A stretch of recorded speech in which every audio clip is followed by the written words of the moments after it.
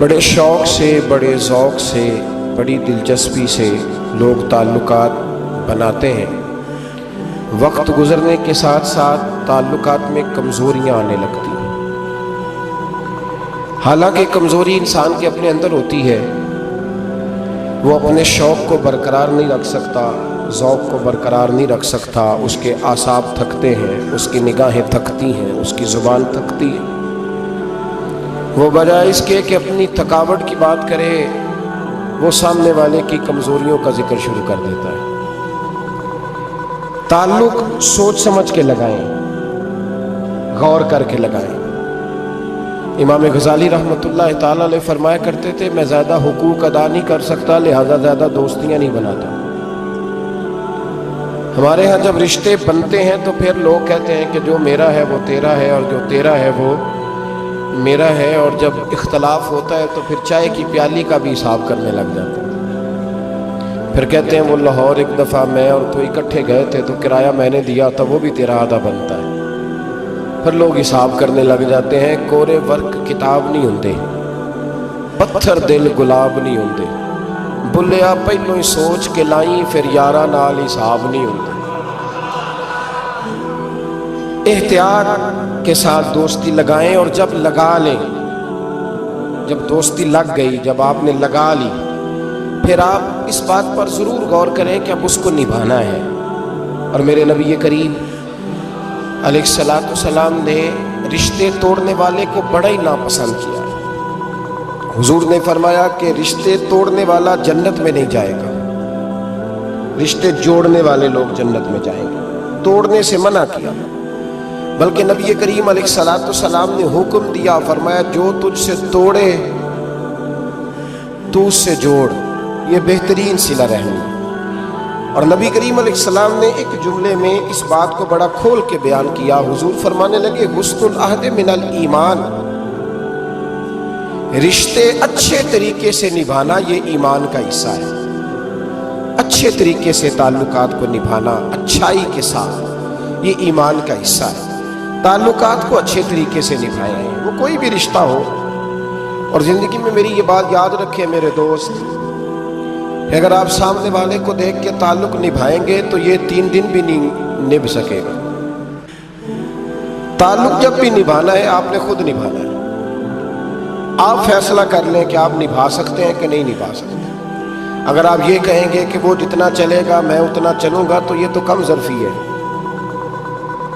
اعلیٰ ظرفی تو یہ ہے کہ وہ جتنا بھی چلے گا میں اس کے ساتھ صحیح چلوں گا۔ اور بابا بلے شاہ صاحب رحمۃ اللہ علیہ نے کہا تھا، بلے آؤ دی ہو جانے، سانو اپنی توڑ نبھا لین دے۔ وہ کیا کرتا ہے وہ معاملہ اس کا ہے، میں نے تو یہ دیکھنا ہے کہ میرا رویہ کیسا ہے، کس طرح کا ہے۔ تعلق صحیح نبھائیں، صحیح، اور کوشش کریں کہ رشتہ نبھ جائے۔ درویش کہا کرتے تھے کہ پانی پرن سہیلیاں رنگا رنگ کھڑے، پر یارو اسی تے پریا اس دا جانیے جس دا توڑ چڑھے۔ آخر تک تعلق صحیح نبھائیں، بندوں سے تعلق بھی بالکل ٹھیک نبھائیں، اور رب رسول سے رشتہ بھی بالکل صحیح نبھائیں۔ صحیح، یہ کوئی چکر نہیں کہ میں نے شروع کر لی ہے تو میں نے پڑھ لی ہے تو اب میں نے چھوڑ دی ہے۔ تعلق اللہ رسول سے نہ صحیح نبھائیں۔ قرآن مجید نے کہا، یا ایھا الذین آمنوا اتقوا اللہ حق تقاتہ، اے ایمان والو اللہ سے ڈرو، اور اتنا ڈرو جتنا ڈرنے کا حق ہے۔ ولا تموتن الا وانتم مسلمون، کلمہ پڑھا ہے تو اب مرتے دم تک مسلمان ہی رہنا۔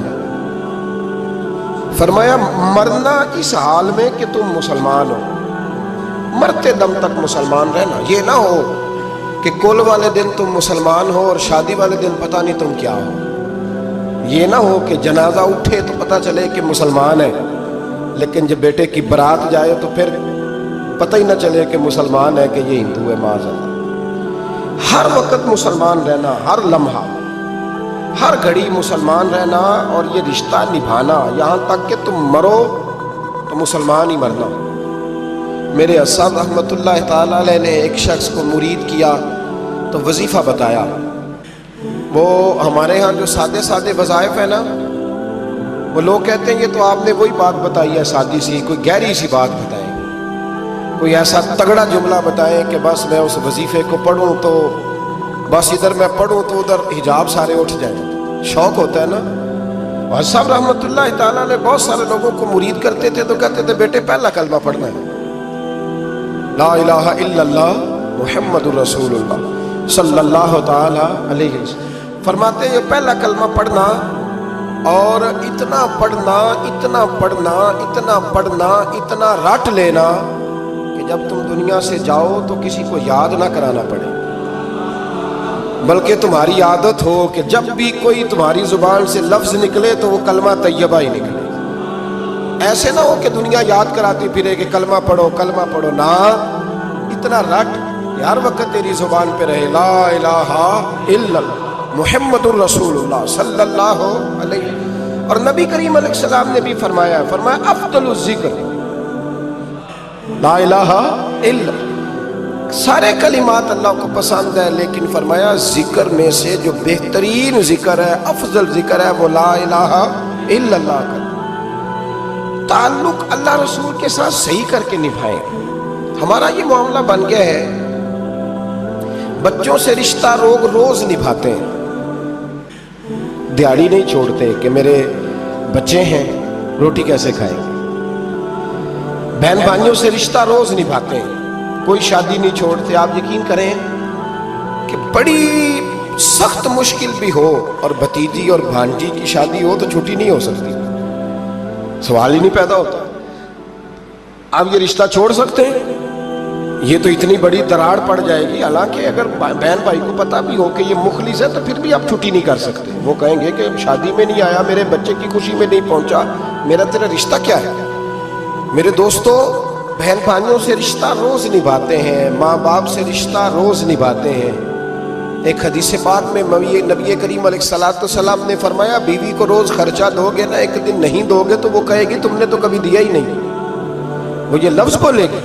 یعنی آپ کو روز نبھانا ہے۔ اگر ایک جگہ پہ آپ کمزوری دکھائیں گے تو وہ کہے گی میں تو جب سے آئی ہوں دکھی ہوں، وہ تو روز یہ بات کرے گی۔ دنیا کے ساتھ آپ کو تعلق روز نبھانا ہے، روز رشتہ نبھانا ہے۔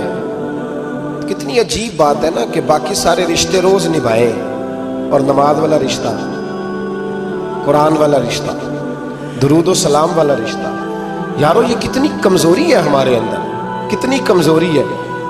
اللہ یہ تو نہیں نہ کہتا کہ تو نماز پڑھے گا تو پھر روٹی دوں گا۔ حالانکہ آپ 6 چھٹیاں کر لینا فیکٹری سے تو فیکٹری کا مالک کہتا ہے کہ میں نے مفت میں نہیں پالنا تجھے، چل نکل دوڑ۔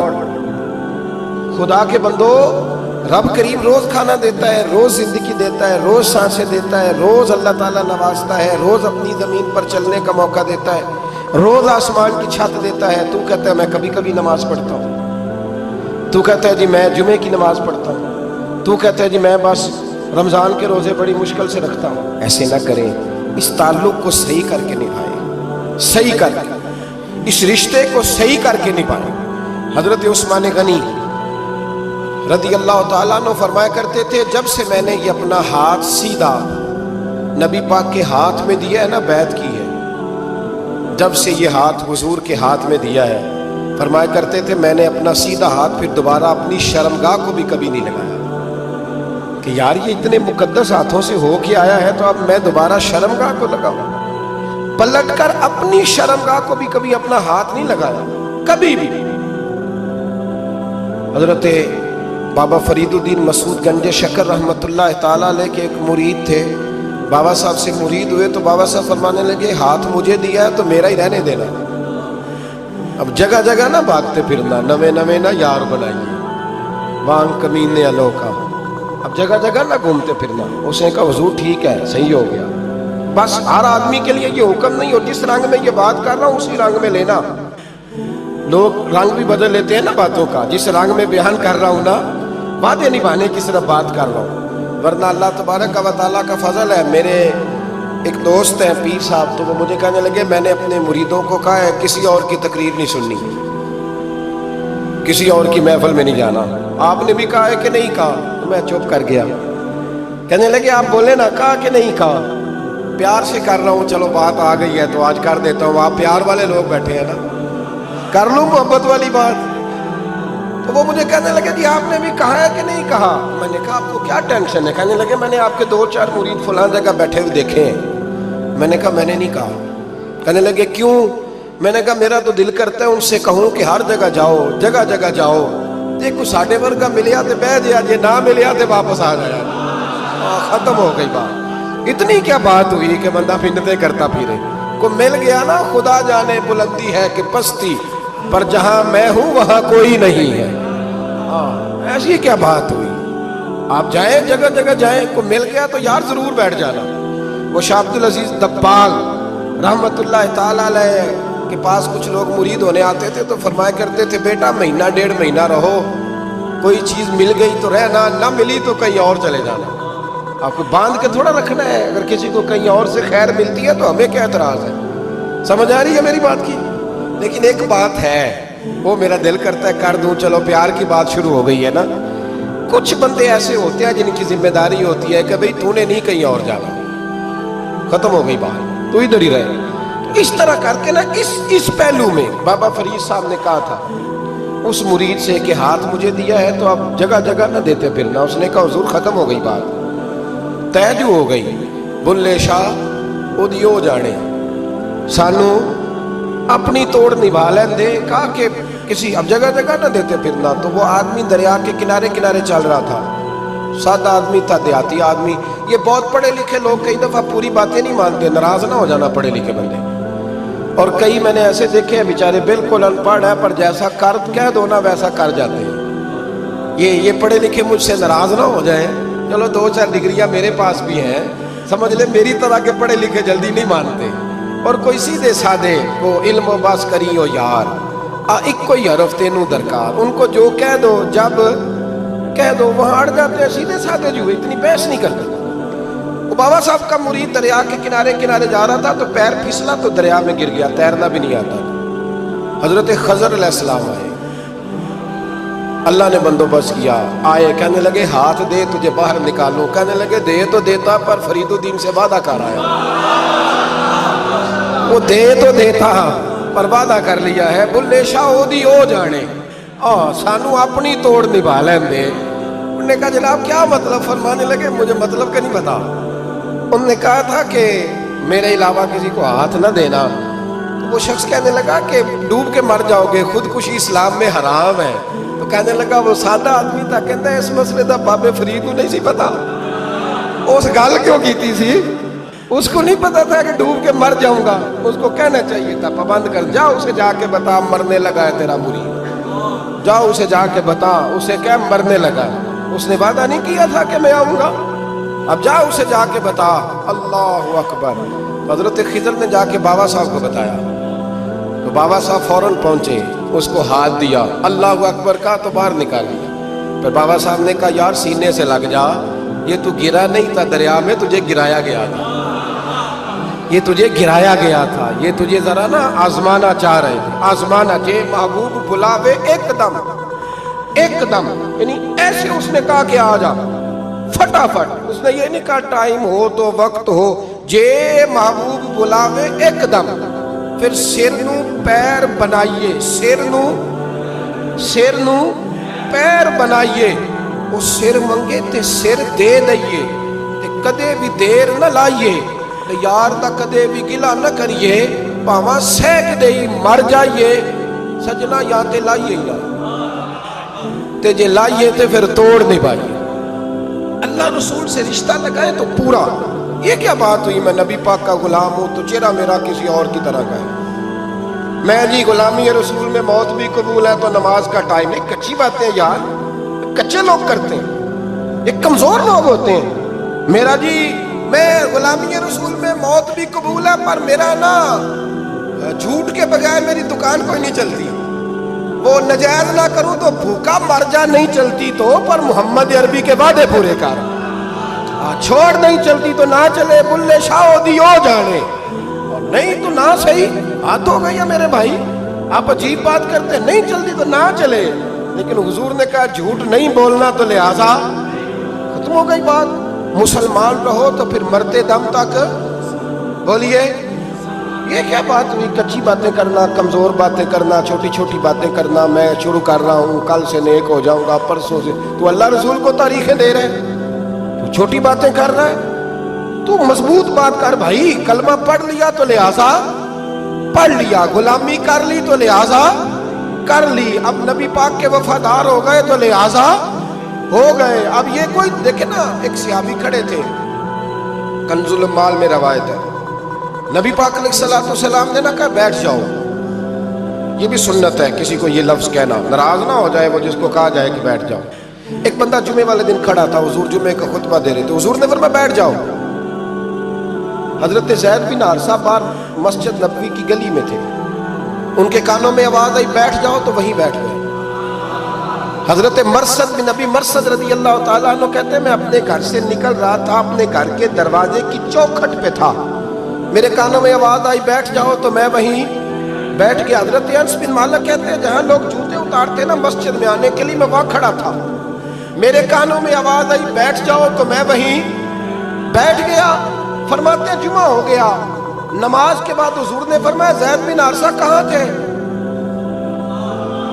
جمعے میں نظر کیوں نہیں آئے؟ بے خبر ہو جو غلاموں سے وہ آقا کیا ہے، جمعے میں نظر کیوں نہیں آئے؟ عرض کی حضور گلی میں آ رہا تھا تو آپ کی آواز آئی تھی بیٹھ جاؤ، تو میں نا ادھر بیٹھ گیا تھا۔ تو حضور نے رخ پھیرا، فرمایا مرثد تم کہاں تھے؟ حضور میں گھر سے نکل رہا تھا، ابھی چوکھٹ پہ تھا تو آواز آئی بیٹھ جاؤ تو سوڑیا میں وہیں بیٹھ گیا۔ انس بن مالک تم کہاں تھے؟ عرض کی سوڑیا جہاں ساری دنیا جوتے اتارتی ہے نا، جوتے لوگوں کے جوتے، میں نا جوتوں میں ہی بیٹھ گیا۔ تو محبوب نے فرمایا میں نے نہ تو زید کو کہا تھا، نہ انس کو کہا تھا، نہ مرثد کو کہا تھا، میں نے تو فلانے کو کہا تھا۔ عرض کی حضور آپ نے نام تو نہیں نہ لیا، آپ نام تو نہیں نہ لیا کہ فلانا، آپ نے کہا بیٹھ جاؤ۔ تو حضور ہم غلامی والے لوگ ہیں، ہم ویسے نہیں کرتے، جس کے کانوں میں جہاں آواز گئی وہ وہیں بیٹھ گیا۔ ہم نے نہ کبھی قطرے پہ غور کیا اور نہ دریا دیکھا، بس جہاں تیری جھلک دیکھی وہیں ڈوب گئے۔ یہ کیا بات ہوئی کہ اللہ رسول سے رشتہ بھی ہے تو کرتا ہوں، تو دیکھتا ہوں، تو دیکھ لیتے ہیں، تو چلتے ہیں؟ نا یہ کچے لوگوں کی باتیں، یہ کمزور لوگوں کی باتیں، یہ ان لوگوں کے معاملات ہیں کہ جو بڑے چھوٹے دل کے لوگ ہیں۔ آپ نے کہہ لیا اللہ ہمارا رب ہے، تو قرآن کہتا ہے جب کہہ لو نا کہ اللہ رب ہے، ان الذین قالوا ربنا اللہ ثم استقاموا تتنزل علیہم الملائکہ، جب تم نے کہا کہ اللہ ہمارا رب ہے تو پھر ڈٹ جاؤ، اللہ تمہاری مدد کے لیے فرشتوں کو بھی نازل فرما دے۔ حضرت ابو ذر غفاری کلمہ پڑھنے آئے، حضور صلی اللہ علیہ وسلم نے بڑی ساری نصیحتیں فرمائی۔ ایک نصیحت حضور نے فرمائی، ابو ذر ادھر دیکھنا میرے یارو میری طرف، ایک نصیحت حضور نے یہ فرمائی، فرمایا ابو ذر لوگ نا تجھے میرا نام لے لے کے تانے دیں گے کہ تو بھی ان کا ہو گیا ہے، جے کر یار دے نام دا ملے میرا۔ ہاں لوگ تجھے تانے دیں گے، کہیں گے اب تو بھی ان کا ہو گیا ہے، تو بھی اپنے باپ دادا کا دین چھوڑ گیا ہے۔ تو کہا کہ ملامت جب لوگ تجھے کرے نا تو ملامت کرنے والوں کی پرواہ نہ کرنا، تانا دینے والوں کی پرواہ۔ تانے بڑے مزیدار ہوتے ہیں، آپ یقین کریں، تانے بڑے مزیدار ہوتے ہیں، بڑے شاندار ہوتے ہیں تانے، اور ان میں نا کئی دفعہ بڑا چسکا ہوتا ہے۔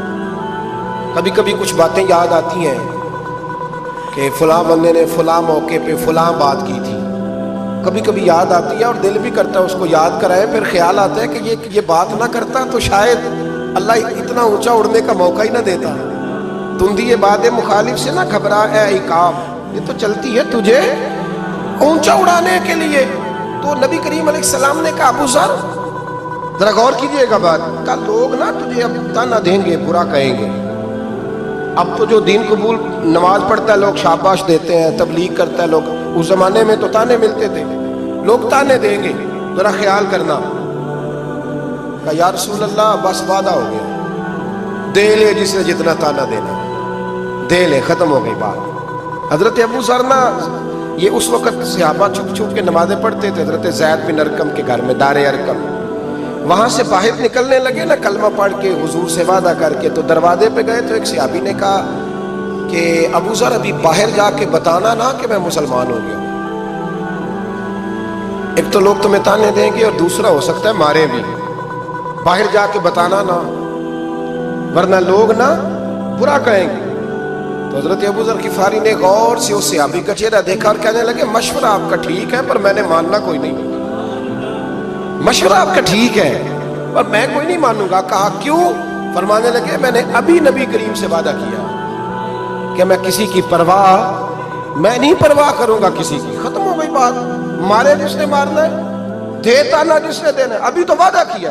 یہ کیا بات ہوئی کہ لوگ کہیں گے تو مولوی ہو گیا ہے، لوگ کہیں گے تو غلام ہو گیا ہے، لوگ کہیں گے تو دنیا دار ہو گیا ہے۔ وہ جی بچے کی شادی پر بینڈ باجا نہ بجایا تو دنیا تانے دے گی۔ دنیا کون ہوتی ہے؟ کبھی آپ نے یہ سوچا ہے کہ آپ نے دو شخصیتوں کو بیچ میں رکھا تو آپ نے وزن کس کا کیا؟ ایک طرف دنیا، دوسری طرف اللہ رسول کا دین۔ کبھی سوچا آپ نے کہ وزن کس کا نکلتا ہے، اہمیت کس کو دیتے ہو؟ کبھی سوچا ہے، غور کیا ہے؟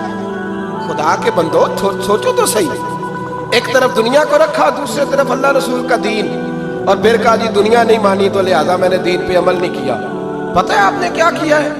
اللہ قرآن میں کہتا ہے لوگوں نے قدر نہیں کی اپنے رب کی جیسی کہ قدر کرنی چاہیے۔ عجیب معاملہ ہے نا یار، عجیب۔ نبی کریم صلی اللہ تعالی علیہ وآلہ وسلم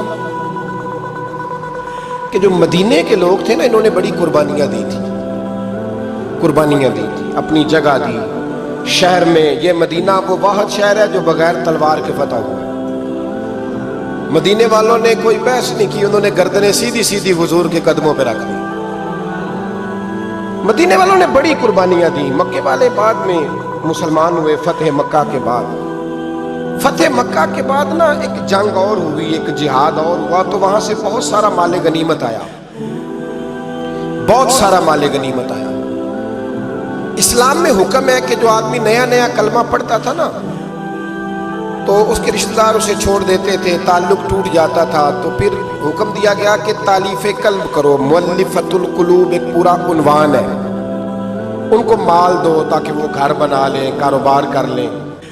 تو نبی کریم علیہ السلام نے نا جن لوگوں نے مکے میں تازہ کلمہ پڑھا تھا نا ان کو ذرا مال زیادہ دیا۔ یہ بخاری مسلم ہے، حضور نے ان کو زیادہ پیسے دیے۔ مدینے کے جو نوجوان قسم کے لڑکے تھے نا چند، ان میں سے ایک دو نے کہا کہ حضور کے وہ رشتہ دار ہیں نا قریبی، تو رشتہ داروں سے پیار کرنے کا حضور حکم بھی دیتے ہیں، اس لیے نبی پاک نے ذرا توجہ زیادہ فرمائی ہے، وہ بھی عذرائے محبت۔ جیسے بندہ کہہ دیتا ہے نا کہ ماشاءاللہ اب تو اپنا بیٹا مل گیا ہے، ماشاءاللہ بھائی بھائی بیٹھے ہو اب مل کے، اس طرح عذرائے۔ سمجھ آ رہی ہے میری بات کی؟ جن لفظوں میں بات بیان کر رہا ہوں ان لفظوں میں سمجھیے گا۔ محبت کے ساتھ کہا کہ وہ اپنے ہیں نا حضور کے، اس لیے حضور کا دل چاہا ہے، حضور حکم دیتے ہیں کہ اپنوں سے صلہ رحمی کرو، اس لیے نبی پاک نے زیادہ دیا ہے۔ بس وہ ایک آدھ آدمی نے بات کر دی تو بات چلنے لگی، چلتے چلتے چلتے چلتے نا وہ بات میرے محبوب تک بھی پہنچ گئی۔ ترکی خیمے میں حضور بیٹھے تھے تو نبی کریم علیہ السلام نے فرمایا بھائی اس طرح کرو، مکے والا کوئی بندہ نہ آئے، صرف مدینے والوں کو بلاؤ، صرف نام لے مدینے والوں کا، صرف جی صرف مدینے والوں کو بلاؤ، فقط ان سے بات کرنی۔ مدینے کے لوگ آ گئے، اللہ کے حبیب نے گفتگو شروع کی۔ بات پہلے بھی ہوتی تھی پر آج رنگ نرالا تھا۔ نبی کریم علیہ السلام فرمانے لگے مدینے والوں، میں نے یہ بات سنی ہے کہ تم نے کہا ہے کہ حضور اب صلہ رحمی کی وجہ سے ان کو زیادہ نوازنے لگے ہیں۔ عرض کی یا رسول اللہ وہ ایک آدھ نوجوان نے بات کیا، وہ ہماری مشترکہ رائے نہیں۔ حضور علیہ السلام آج بات کرنے لگے تو آج جذبات کا رنگ نرالا تھا۔ محبوب فرمانے لگے تم کہو کہ یا رسول اللہ مکے والوں نے تو آپ کو تکلیف دی تھی، مجبور کیا تھا مکہ چھوڑنے پہ، ہم نے پناہ دی تھی، آپ ہم نے جگہ دی تھی، اپنا شہر پیش کیا، کہو۔ مدینے کے لوگ رونے لگے، عرض کرنے لگے حضور ہم کون ہوتے ہیں اللہ کے نبی کے لیے کوئی چیز دینے والے، تو اللہ رسول کا احسان ہے کہ آپ یہاں آئے۔ حضور علیہ السلام فرمانے لگے تم کہو یا رسول اللہ صلی اللہ علیہ وسلم یہ تو تلواریں لے کے آئے تھے بدر اور احد میں، ہم نے سینے پیش کیے تھے آپ کی حفاظت کے لیے، کہو۔ عرض کی یا رسول اللہ हुजूर वो नौजवानों ने बात कर दी, हमारा मुश्तरका मामला नहीं। मदीने के लोग रोते हैं, हुजूर वो तो अल्लाह रसूल का एहसान है कि आप यहाँ आए। हुजूर ने फरमाया तुम कहो कि ये तो आपको शहीद करना चाहते थे, हम थे जिन्होंने तीर खा के सीने पेश किए। मदीने के लोग रोने लगे, मेरे महबूब की आंखों में भी आंसू आ गए। देर तक हुजूर आंसू बहाते रहे और फिर मेरे करीम रसूल ने आखिरी जुमला कहा, आखिरी जुमला, और उस जुमले में हुजूर ने एक कमाल का दर्स उम्मत के लिए छोड़ा। फरमाया ओ मदीने के भोले गुलामों, क्या तुम ये पसंद नहीं करते कि बाकी लोग अपने घर जाएं तो भेड़ बकरियां लेके जाएं, और तुम जब मदीने जाओ तो अल्लाह का रसूल लेके जाओ? क्या तुम ये पसंद नहीं करते कि तुम जब अपने शहर जाओ तो अल्लाह का रसूल लेकर के जाओ?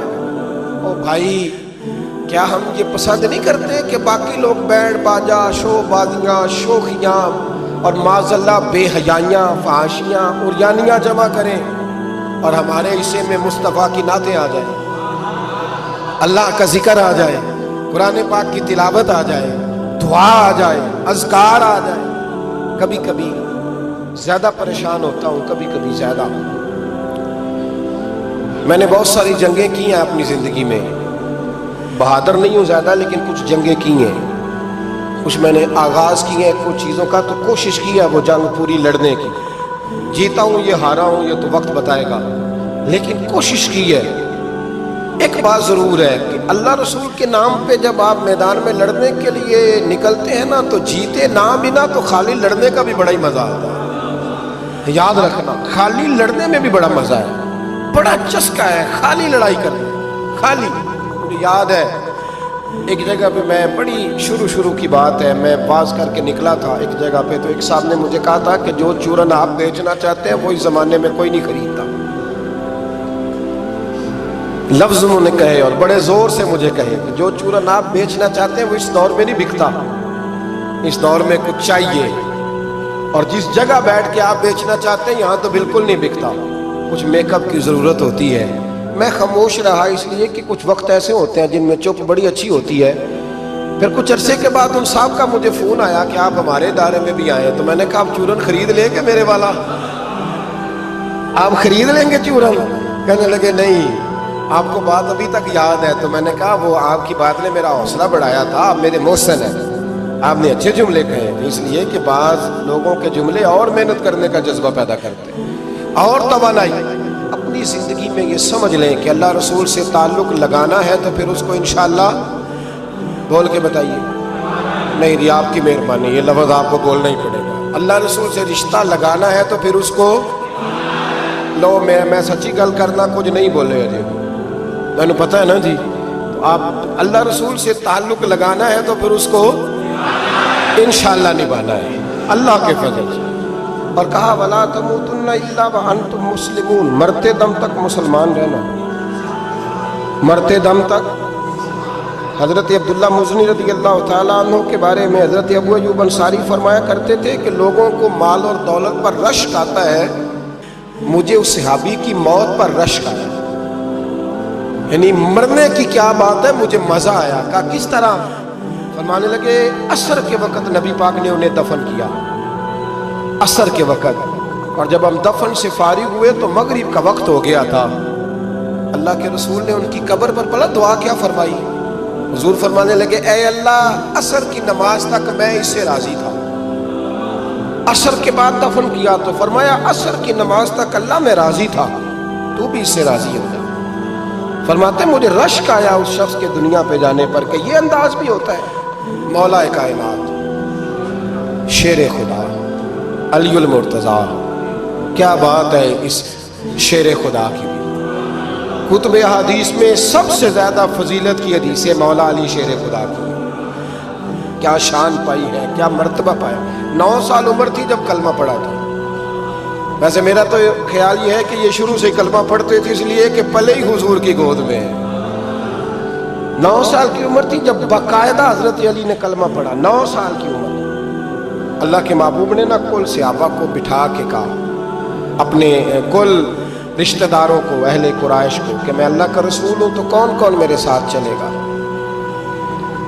کھانا کھانے سارے آ گئے، جب کہا نا تعاون کون کرے گا تو سب چپ کر گئے، جب کہا نا میں اللہ کا رسول ہوں تو پیچھے کون چلے گا؟ آگے لگ کے چلنا بھی آسان ہوتا ہے، ساتھ مل کے چلنا بھی آسان ہوتا ہے، مشکل ہوتا ہے پیچھے پیچھے چلنا، وہ مشکل ہوتا ہے، وہ نہیں لوگ چل پاتے۔ کون پیچھے چلے گا؟ میں اللہ کا نبی ہوں۔ تو سانپ سونگ گیا، لوگ خاموش ہو گئے۔ تو حضرت علی کہتے ہیں میں چھوٹا تھا، قد بھی میرا چھوٹا تھا، عمر 9 سال تھی، کھجور کھا رہا تھا، کرتا لمبا پہنا تھا۔ جب کوئی نہ بولا تو حضرت علی کہتے ہیں میں نے پوری کھجور بھی نہیں کھائی، ابھی منہ میں تھی، باقی کی میں نے ویسے ہی ساری نکال لی، بعد میں کھا لوں گا، اور وہ کھجور میں نے جیب میں ڈال لی کہ دیر نہ ہو جائے۔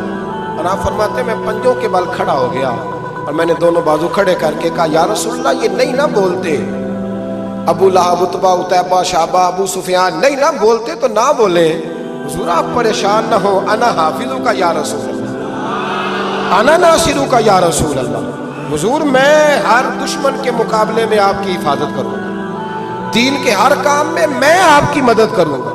کہاں حضرت علی نے دوستی لگائی؟ کہاں 9 سال کی عمر میں، کہاں دوستی؟ پانی پرن سہیلیاں، رنگا رنگ کڑے، پر پریا اس دا جانیے جس دا تو حضور میں۔ اور پھر حضرت علی ہر میدان میں آپ کو نظر آئے، ہر میں، بدر میں بھی مولا علی، احد میں بھی مولا علی، خندق میں بھی مولا علی، خیبر والے دن آنکھیں دکھتی تھی، پر میرے حبیب نے فرمایا اسے بلاؤ، جھنڈا بھی اسے ہی دینا ہے اور فتح بھی اللہ اسی کے ہاتھ پہ عطا فرمائے۔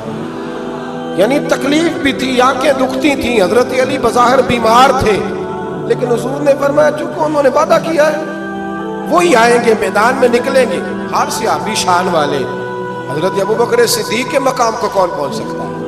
جناب عمر، جناب عثمان، طلحہ و زبیر، ہر ایک کی کیا بات ہے، لیکن میرے نبی کریم علیہ السلام نے ہر میدان میں انہیں یاد کیا، اور وہ ہر میدان میں پہلی صف میں نظر آئے۔ 63 سال عمر تھی حضرت علی کی، کوفے کے بازار سے گزر رہے تھے، ایک کافر نے آ کے خنجر مارا، اور جناب علی المرتضیٰ شیر خدا کی داڑھی سے جب خون نکلا نا، وہ 9 سال کی عمر میں وعدہ کیا تھا کہ میں دین کا مددگار بنوں گا، اور جب 63 سال کی عمر میں زخم لگا کوفے کی گلی میں، جناب علی نے اپنا خون دیکھا، اور جب زمین پہ گر رہے تھے تو پتہ کیا کہہ رہے تھے؟ فزت برب الکعبہ، لوگوں رب کعبہ کی قسم میں کامیاب ہو گیا، میں نے آج اپنا وعدہ نبھا دیا، لے سجنا اسا توڑ نبھائی، لے سجنا اسا توڑ نبھائی، تے جان دتی راہ تیرے، ختم ہو گئی بات، لے او سجنا اسا توڑ نبھائی، عشق لگا سی کھیڈاں کھیڑ دی، تے پھر مینوں کھیڈاں بھول گئیاں، میں کجل پایا سی یار دے ویکھنے، پھر وہ یاد روندیاں ہی رول گئیاں، تے حیدر شاہ اس گلی کدے بھی نہ رول دی، پر ہن تے رول دی رول گئیاں، تے بلے شاہ دی ہو جانے، سانو اپنی توڑ نبھا لیندے۔ عزیزو یاد رکھو اللہ رسول سے رشتہ نا ہر لمحہ نبھاؤ۔ میں نے جمعے والے دن بھی کہا تھا کہ مجھے سمجھ نہیں آتی کہ شب برات کو لوگ رو رو کے دعا مانگتے ہیں، میں نے معراج شریف کی رات زیادہ دعا نہیں منگائی، میں کہتا ہوں کہ اتنا مسلمان ساری رات رو رو کے دعا مانگتا ہے تو سویرے کرپشن تو پھر بھی نہیں ختم ہوتی۔ توبہ کا ترجمہ یہ ہے کہ پچھلے گناہوں پہ شرمندہ ہوں تو آئندہ نہ کرنے کا وعدہ کرتا ہوں، یہ توبہ ہے۔ یہ بولیے آپ دیکھیں نا ہر مسجد میں رش ہے، اللہ کا فضل ہے، ہم تو ویسے چھوٹے لوگ ہیں لیکن الحمدللہ تعالیٰ یہاں بھی کوئی جگہ نہیں بیٹھنے اٹھنے، لیکن کیا یہ رسم ہے کہ استغفر اللہ رو رو کے دعا مانگی اور سویرے اسی طرح جھوٹ بولنے کا ارادہ چھوڑا ہی نہیں، فریب چھوڑا ہی نہیں؟ یہ کوئی رسم ہے؟ یہ کوئی ایکٹنگ کرنے آئے ہیں مسجد میں؟ ایک دستک دے رہا ہوں، آپ کو سمجھا رہا ہوں۔ توبہ کا مطلب یہ ہے کہ آج کے بعد جھوٹ نہیں بولوں گا، آج کے بعد غیبت نہیں کروں گا، آج کے بعد حرام نہیں کھاؤں گا، کسی مسلمان کو تکلیف نہیں دوں گا، ماں باپ کو نہیں ستاؤں گا، کسی کی عزت کو نہیں اچھالوں گا، یہ توبہ کا معنی ہے۔ لیکن ساری رات روتے رہے اور سویرے پروگرام یہ ہے کہ دکان پہ جاؤں گا تو جھوٹ بولوں گا، کم ناپوں گا، کم تولوں گا، تو یہ توبہ ہے؟ دیکھیں نا, مجھے پتہ چل جائے کہ ایک بندہ میرے سامنے آ کے کھڑا ہوا ہے پر وہ جھوٹا ہے, وہ میری تعریفیں کر رہا ہے پر جھوٹا ہے, مجھے غصہ آئے گا کہ نہیں آئے گا؟ لیکن اللہ رسول کی بارگاہ میں ساری رات رو رو کے ہائے ہائے کرنا, سویرے پھر وہی پروگرام, مانا کوئی نہیں اس کا. اپنے آپ کو بدلے, تبدیلی لائے. یاد رکھنا, جن بچوں کے لیے آپ دعویٰ کرتے ہیں نا کہ ہم حرام کمائی کما رہے ہیں بچوں کے لیے, ان بچوں کی نا اپنی اپنی زندگی ہوتی ہے, ان پنچھیوں کے اپنے اپنے گھونسلے ہوتے ہیں, یہ بڑی جلدی اپنے اپنے گھونسلوں میں بیٹھ جاتے ہیں. میں نے بچے میٹنگیں کرتے دیکھے ہیں کہ ابا کس کے گھر رہے گا, میں نے آنکھوں سے دیکھے. میں نے میٹنگیں کرتے اور میں نے بچوں کو یہ کہتے سنا ہے کہ اماں جی چھوٹے کے گھر رہتی ہے, خرچہ میں دیتا ہوں. ایک شخص کی بات مجھے بڑی پسند آئی, بڑی. میں نے ان سے کہا کہ ماں باپ آپ کے ساتھ ہے, تو کہنے لگے حضور ایک بات کر لوں. میں نے کہا کرے. کہنے لگے نہیں, میں ماں باپ کے ساتھ. بڑی پسند آئی, سادہ آدمی تھا پر کمال کر رہا. کہنے لگا وہ نہیں میرے ساتھ, بلکہ بولیے میں ان کے ساتھ ہوں, میں ان کے گھر میں رہتا ہوں. کہتے نہیں لوگ کہ اماں میرے گھر رہتی. اماں تیرے گھر یعنی تو کون ہے؟ ابا میرے گھر رہتے, مطلب آپ کون ہے جناب؟ اوپر سے گرے تھے آپ, ابا آپ کے گھر رہتا ہے. یاد رکھو, ان بچوں کے اپنے اپنے گھونسلے انہوں نے تیاری کی ہوئی ہے. یہ تو شادی کے, میں سب کی بات نہیں کرتا, بڑے بڑے اچھے لوگ ہیں, لیکن کچھ کی بات کرتا ہوں, تھوڑی تعداد. یہ تو شادی کے 4 مہینے کے بعد بیگم صاحبہ کہنے لگ جاتی ہیں کہ ہمارا اپنا گھر ہو, اپنے طریقے سے سجائیں, اپنے طریقے سے سواریں. یہ تو چوتھے مہینے بات شروع ہو جاتی ہے. چوتھے مہینے حساب شروع ہو جاتا ہے کہ پیسے تو میں کماتا ہوں, تو بڑا بھائی فارغ ہے, تو چھوٹے کے بچے زیادہ ہیں. تو کن بچوں کی آپ بات کر رہے ہیں؟ کن رشتوں کی آپ بات کر رہے ہیں جن کے لیے زندگی کنالی تو پاپ کمائے, کتنے نہیں تیرے کار دے. بلا چکر سے نکل آؤ اور توبہ کرو تو سچی کرو, کھری کرو. جتنا آپ کے بھائی, مسجد میں بیٹھا ہوں پر سچی بات ہے تو مجھے کر لینے دو, جتنے آپ کے بھائی آپ سے لڑ رہے ہیں نا پیسوں کے لیے, اس سے ڈبل آپ کی اولاد لڑے گی, ڈبل. یاد رکھنا, سمجھ لینا اس بات کو. جن لوگوں نے حضرت عمر بن عبدالعزیز رحمت اللہ تعالی علیہ نے آواز دی اپنی بیٹی کا, بیٹی پانی کا گلاس لاؤ, تو کہا ابا جی آئی. بادشاہ تھے وقت کے عمر بن عبدالعزیز. پھر آواز دی, بیٹے پانی لاؤ, ابا جی آئی. تیسری آواز دی, بیٹے پانی لاؤ. کیوں نہیں لا رہی, اتنی دیر سے آوازیں دے رہا ہوں. تو جناب عمر بن عبدالعزیز کی بیوی پانی کا گلاس لے کے آئی. تو کہا میں ساری دنیا سے بڑھ کے بیٹی سے پیار کرتا ہوں, تو وہ پانی بھی نہیں لا سکتی, تو کیوں آئی ہے, وہ کدھر ہے؟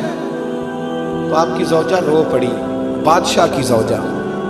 کہنے لگی نہ پوچھے, آپ کو تکلیف ہوگی, نہ پوچھے. فرمایا کیوں, کیا ہوا؟ کہنے لگی آپ پانی پیئے. کہا بیٹی نافرمان ہو گئی ہے, حالانکہ میں نے سینے پہ رکھ کے اسے پالا ہے. تو زوجہ کہنے لگی اصل میں نا بیٹی کے پاس کرتا ایک ہی ہے, تو بیچاری کا پھٹ گیا ہے, آپ نیا تو لے کے دیتے نہیں. تو وہ اگر پھٹے کرتے سے آپ کے سامنے آتی تو اسے شرم آ رہی تھی, تو اندر بیٹھ کے کرتا سی رہی ہے, سل جائے گا تو آ جائے. جناب بیٹی کے پاس او بھائی بیڈ نہ ہو تو ابا ساری رات روتا رہتا ہے, فریزر نہ ہو تو ابا روتا رہتا ہے, اور کپڑے بھی پورے نہیں. جناب عمر بن عبدالعزیز اٹھے اور مصلی بچھایا, سر سجدے میں رکھا, تو کہنے لگے یا اللہ تیرا شکر ہے, میرے پاس دولت نہیں تو میرے بچے فتنے میں بھی مبتلا نہیں ہوں. اگر مجھ سے پیار کریں گے تو میری ذات سے کریں گے, میری جیب سے نہیں کریں گے. شکر ہے تیرا, واپس آ جائے, چکروں سے نکل آئے. اور ایک بات اور, یہ جوان کہتے ہیں نا بوڑھے ہو کے مرنا, یہ ان کی غلط فہمی ہے. موت تیار کھڑی ہے. پاکستان میں جوان موت کی ریشو زیادہ ہے بوڑھوں کی نسبت. میری بات سمجھ لیں. آپ نے اکیلے قبر میں جانا ہے, کبھی کبھی اماں یاد کرتی ہے, اگر کرتی ہے تو. حضرت علی شیر خدا فرمایا کرتے تھے تیرے یار اور یار بنا لیں گے, تیری بیوی اور نکاح کر لیں گے, تیرے بچے اپنے اپنے گھونسلوں میں بیٹھ جائیں گے. قبر تیری ہے اور اسے آباد بھی تیرے اعمال نے کرنا.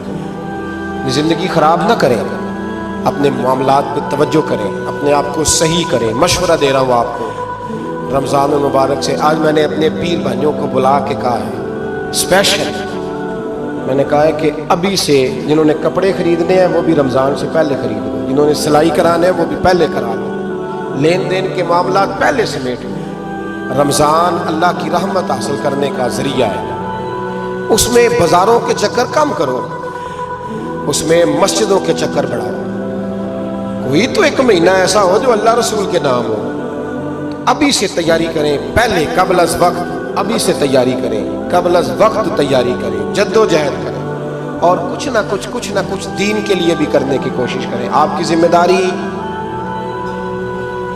فقط آپ کی ذات نہیں، آپ کی ذمہ داری فقط آپ کے بچے نہیں، آپ کی ذمہ داری دین بھی ہے۔ دین کا کام کس نے کرنا ہے؟ دین کس کے ذمہ لگا ہے؟ مولوی صاحب کے، پیر صاحب کے، خطیب کے یا نعت خواں کے؟ دین کس کی ذمہ داری ہے؟ نبی کریم علیہ السلام نے جس چیز کو سینے سے لگا کے رکھا ہے نا وہ دین ہے۔ صبح سے لے کر شام تک اللہ کے رسول جو منصوبہ بندی کرتے تھے وہ دین کے لیے کرتے تھے، دین کے لیے۔ نعرہ لگانا آسان ہے، تاجدار ختم نبوت نعرہ لگاتے ہو نا، لیکن یہ نعرہ لگاتے پتہ ہے ذمہ داری کتنی بڑھ جاتی ہے کہ اب دین کا کام جی ہم مسلمانوں نے کرنا ہے، اس لیے کہ حضور آخری نبی ہے۔ اب دین کا کام کون کرے گا؟ نبی پاک کی تو امت کو تو روٹی روزی سے فرصت نہیں، امت تو بڑا پہاڑ سر کر رہی ہے، سویرے کام پہ جاتی ہے، شام کو واپس آتی ہے، روزی کماتی ہے، بڑا مشکل ہے۔ اور بھائی دین میری اور آپ کی ذمہ داری کا حصہ ہے۔ پوری دنیا میں جو چیز سب سے زیادہ کمزور ہے وہ دین ہے۔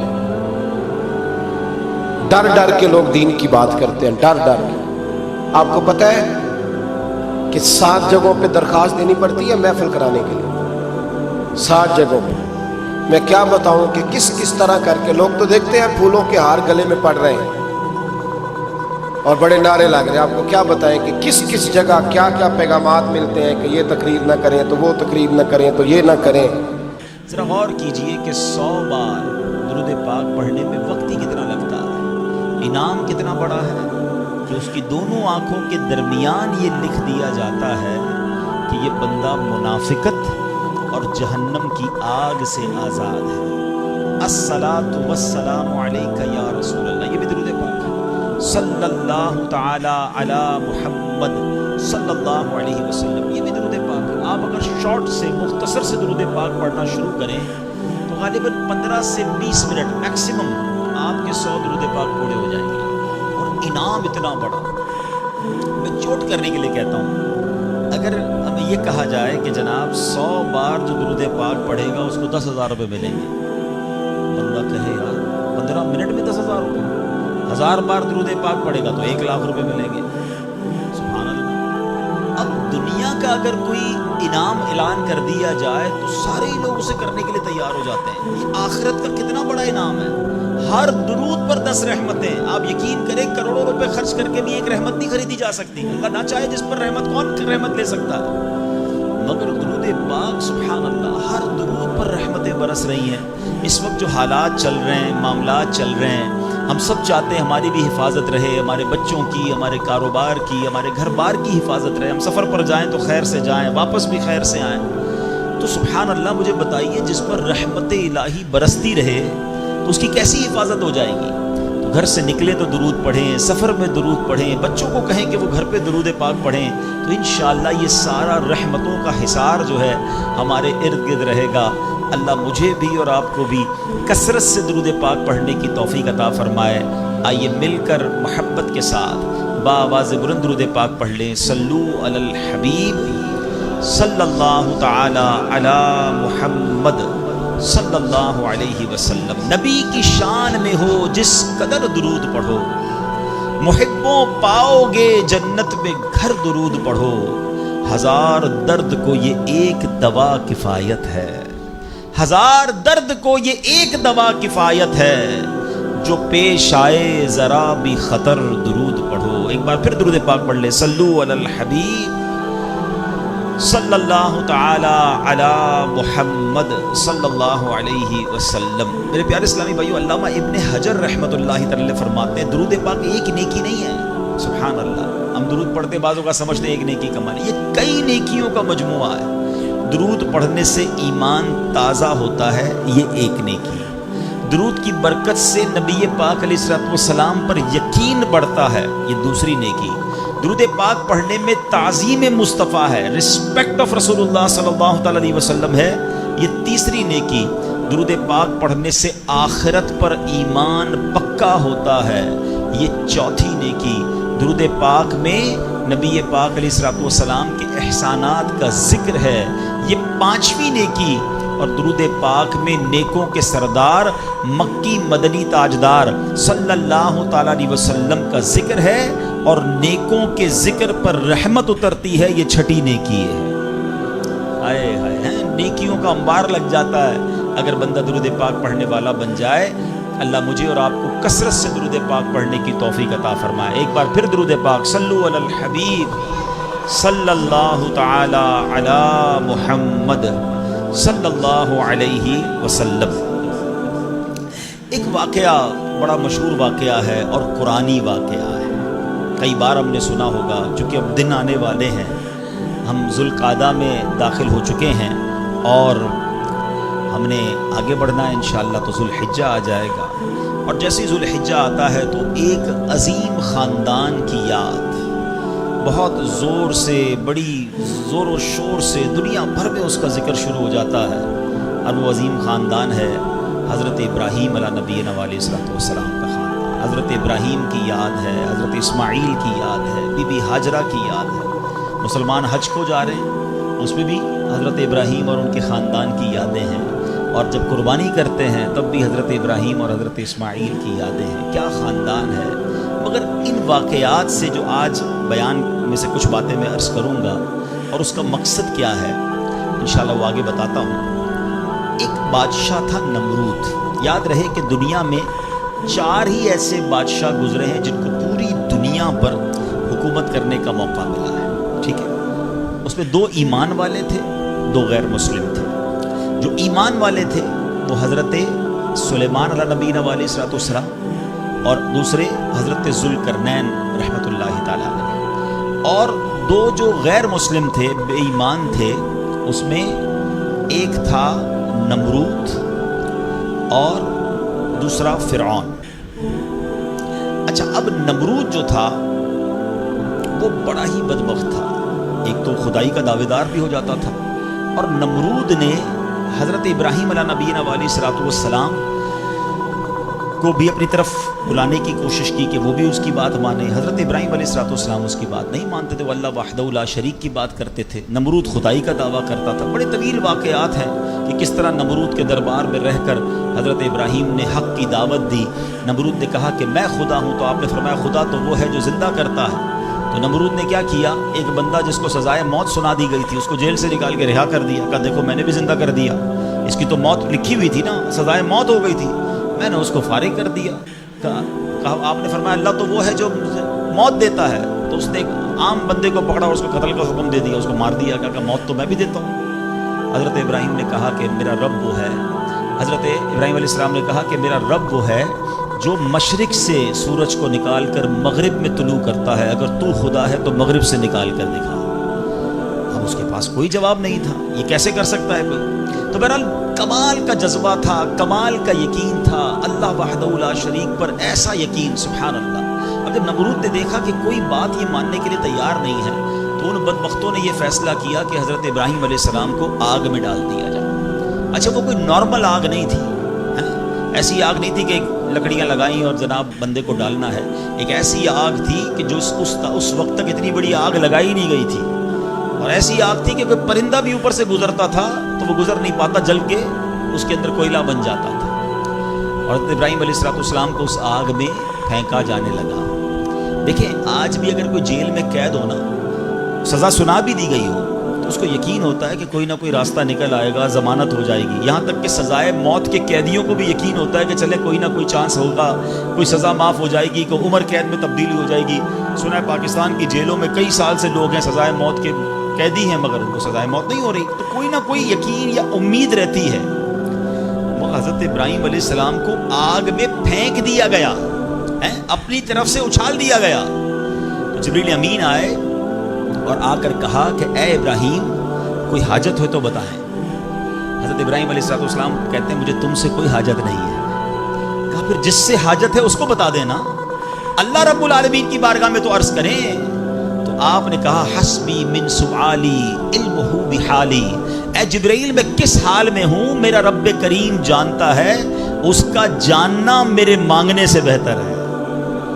آپ یقین کا لیول تو دیکھیں نا, اللہ دیکھ رہا ہے نا. اے ابراہیم میرا مانگنا میرے مانگنے سے بہتر یہ کہ وہ جانتا ہے. اس نے دیکھا ہے, اسے معلوم ہے مجھے آگ میں ڈالا جا رہا ہے, اگر وہ راضی تو میں بھی راضی.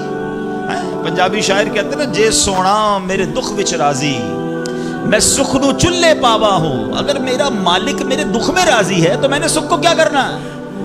ایک ایسا یقین تھا, مگر اس یقین کا نتیجہ کیا نکلا کہ قرآن میں رب فرماتا ہے یا نار کونی برداً و سلاماً علی ابراہیم. پھر آگ کو رب نے کیا حکم دیا, ذرا سمجھیے گا بات کو. اللہ کی قدرت کا کیسا نظارہ ہے اس واقعے میں. مجھے بتائیے آگ کا کام کیا ہے. آگ کا کام تو جلانا ہی ہے نا. عقل بھی کہتی ہے, سائنس بھی کہتی ہے, تجربہ بھی کہتا ہے جب بھی آگ ہے کوئی چیز ڈالو جلی جاتی ہے. مگر اسی آگ کو رب نے کیا حکم دیا, اے آگ ابراہیم پر ٹھنڈی اور سلامتی والی ہو جا. اللہ اکبر. حضرت ابراہیم کا ایمان ایسا تھا, یقین ایسا تھا کہ اتنی بڑی آگ جو ہے حضرت ابراہیم کے لیے گلزار بن جاتی ہے, باغ بن جاتی ہے. اچھا پھر ہوا کیا کہ نمرود جو ہے کچھ دنوں کے بعد, ایسا نہیں فوراً, کچھ دنوں تک آگ جلتی رہی. حضرت ابراہیم اس میں ڈالے جا چکے تھے. نمرود نے سوچا دیکھوں تو صحیح کہ ابراہیم کا حال کیا ہوا ہے. وہ اپنے محل کی چھت پر چڑھ گیا, اور چھت پر چڑھنے کے بعد اس نے آگ کی طرف دیکھا. جب آگ میں دیکھا تو وہ حیران ہو گیا کہ حضرت ابراہیم اس اتنی بڑی آگ میں ایسے بیٹھے ہوئے ہیں جیسے بندہ باغ میں بیٹھا ہوتا ہے. بالکل اس آگ نے کوئی بال بھی بیکا نہیں کیا. حضرت ابراہیم چند منٹوں یا چند گھنٹوں میں نہیں رہے. تفاسیر میں لکھا کہ حضرت ابراہیم علیہ السلام اس آگ میں ایک روایت کے مطابق 7 دن اور ایک روایت کے مطابق 40 دن اس آگ میں رہے. مگر جب آپ باہر آتے ہیں تو آگ نے کوئی اثر آپ پر نہیں ڈالا. اللہ اکبر. تو پتہ یہ چلا کہ اچھا پھر اس نے کیا کیا. اس شخص نے, نمرود نے یہ کیا کہ ہو سکتا ہے یہ آگ کی جو ہے نا یہ کیٹیگری ٹھیک نہیں ہے, یہ آگ جلانے والی آگ نہیں ہے. تو نمرود نے پریکٹیکل کرنے کے لیے ایک اور بندے کو اس آگ میں ڈال دیا. حضرت ابراہیم اس آگ میں موجود ہیں اور بڑے نارمل طریقے سے بیٹھے ہوئے ہیں, آگ جل رہی ہے. تو نمرود نے ایک اور شخص کو آگ میں ڈالا. جیسے ہی وہ بندے کو آگ میں ڈالا, اس آگ نے اس بندے کو جلا کر راکھ کر دیا. یعنی اس آگ کا کام جلانا تھا, مگر میرا رب جس کے لیے چاہے وہ آگ گلزار بن سکتی ہے. اللہ اکبر. آپ علیہ السلام کا جب یہ معجزہ لوگوں نے دیکھا تو کئی لوگ کلمہ پڑھ کر مسلمان ہو گئے. مگر نمرود کے نصیب میں ایمان نہیں تھا. لیکن اس واقعے سے سیکھنے کو کیا ملا؟ یقین, بلیف, اللہ پر بھروسہ. اور اگر رب پر بھروسہ ہونا تو ایسے کام آج بھی اپنی آنکھوں سے ہم دیکھ سکتے ہیں. ہاں, شاعر مشرق کہتے ہیں نا, اگر آج بھی ہو ابراہیم سا ایمان پیدا, there is only one condition, ایمان وہ چاہیے, یقین وہ چاہیے. اگر آج بھی ہو کیسا ایمان؟ ابراہیم سا ایمان پیدا. آگ کر سکتی ہے انداز گلستان پیدا. آج بھی غموں کی آگ باغ بنے گی, آج بھی آپ کی مشکلوں کی آگ باغ بنے گی. مگر پرابلم یہ کہ یہ بھروسہ کہاں ہے, وہ یقین کہاں ہے اللہ پر. ڈگمگا گئے ہم لوگ, ہمارے یقین اور بھروسے ہل گئے. اللہ اکبر. آئیے ایک اور واقعہ سنتے. حضرت ابو مسلم خولانی رحمت اللہ تعالی علیہ, ان کو امت کا حکیم کہا جاتا تھا. بڑے کمال کی شخصیت اور بڑے عقل مند اور دانا تھے. آپ کے دور میں, آپ یمن میں رہتے تھے اور آپ تابعی بزرگ ہیں. تابعی کس کو کہتے ہیں؟ جس نے کسی صحابی کو ایمان کی حالت میں دیکھا ہو اور اس کا خاتمہ بھی ایمان پر ہی ہوا ہو. تابعی, سبحان اللہ, وہ تابعی بزرگ تھے, یمن میں رہتے تھے. آپ کے دور میں ایک شخص تھا اسود انسی. اس بندے نے معاذ اللہ نبوت کا جھوٹا دعویٰ کر دیا اور ایک دن زبردستی آپ کو اپنے پاس بلایا اور پوچھا کہ کیا تم گواہی دیتے ہو کہ محمد صلی اللہ تعالیٰ علیہ وسلم اللہ کے رسول ہیں؟ کہا ہاں بالکل, میرے آقا علیہ السلام اللہ کے نبی ہیں, سچے نبی ہیں, وہ میرے آقا ہیں, میں ان پر ایمان رکھتا ہوں. تو پھر وہ کہتا اچھا یہ گواہی دیتے ہو کہ میں بھی اللہ کا رسول ہوں؟ تو حضرت اسود کہتے ہیں, حضرت ابو مسلم خولانی کہتے ہیں کہ میں نے نہیں سنا تم کیا کہتے ہو, یعنی سنا ہی نہیں, اس کی بات سنی انسنی کر دی. اسود انسی کو بڑا غصہ آیا.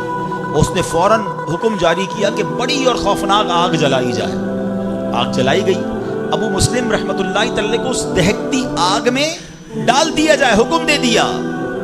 آپ کا ایمان ٹس سے مس نہیں ہوا. آپ کھڑے رہے اور آپ کو اٹھا کر آگ میں ڈال دیا گیا. سبحان اللہ. جس رب نے حضرت ابراہیم کے لیے آگ کو ٹھنڈا کیا تھا نا, گلزار کیا تھا, ابو مسلم خولانی رحمۃ اللہ تعالی کے لیے بھی وہ آگ سلامتی والی ہو گئی. بالکل صحیح سلامت آگ سے باہر آ گئے. اسود انسی نے جب یہ دیکھا کہ یہ اتنی بڑی کرامت, اب یہ لوگوں کو پتہ چل جائے گا تو میری تو نبوت کا جو دعویٰ ہے وہ بیڑا غرق ہی ہو جائے گا. تو ان کو آزاد بھی کر دیا اور کہا کہ فوراً یہاں سے آپ چلے جائیں. تو آپ کو یمن سے نکال دیا. آپ یمن سے نکلے اور مدینہ منورہ حاضر ہو گئے. غلامی میں نہ کام آتی ہیں شمشیریں نہ تدبیریں. غلامی میں نہ کام آتی ہیں نہ شمشیریں نہ تدبیریں. جو ہو ذوق یقین پیدا تو کٹ جاتی ہیں زنجیریں. کوئی اندازہ کر سکتا ہے اس کے زور بازو کا, نگاہ مرد مومن سے بدل جاتی ہے تقدیر.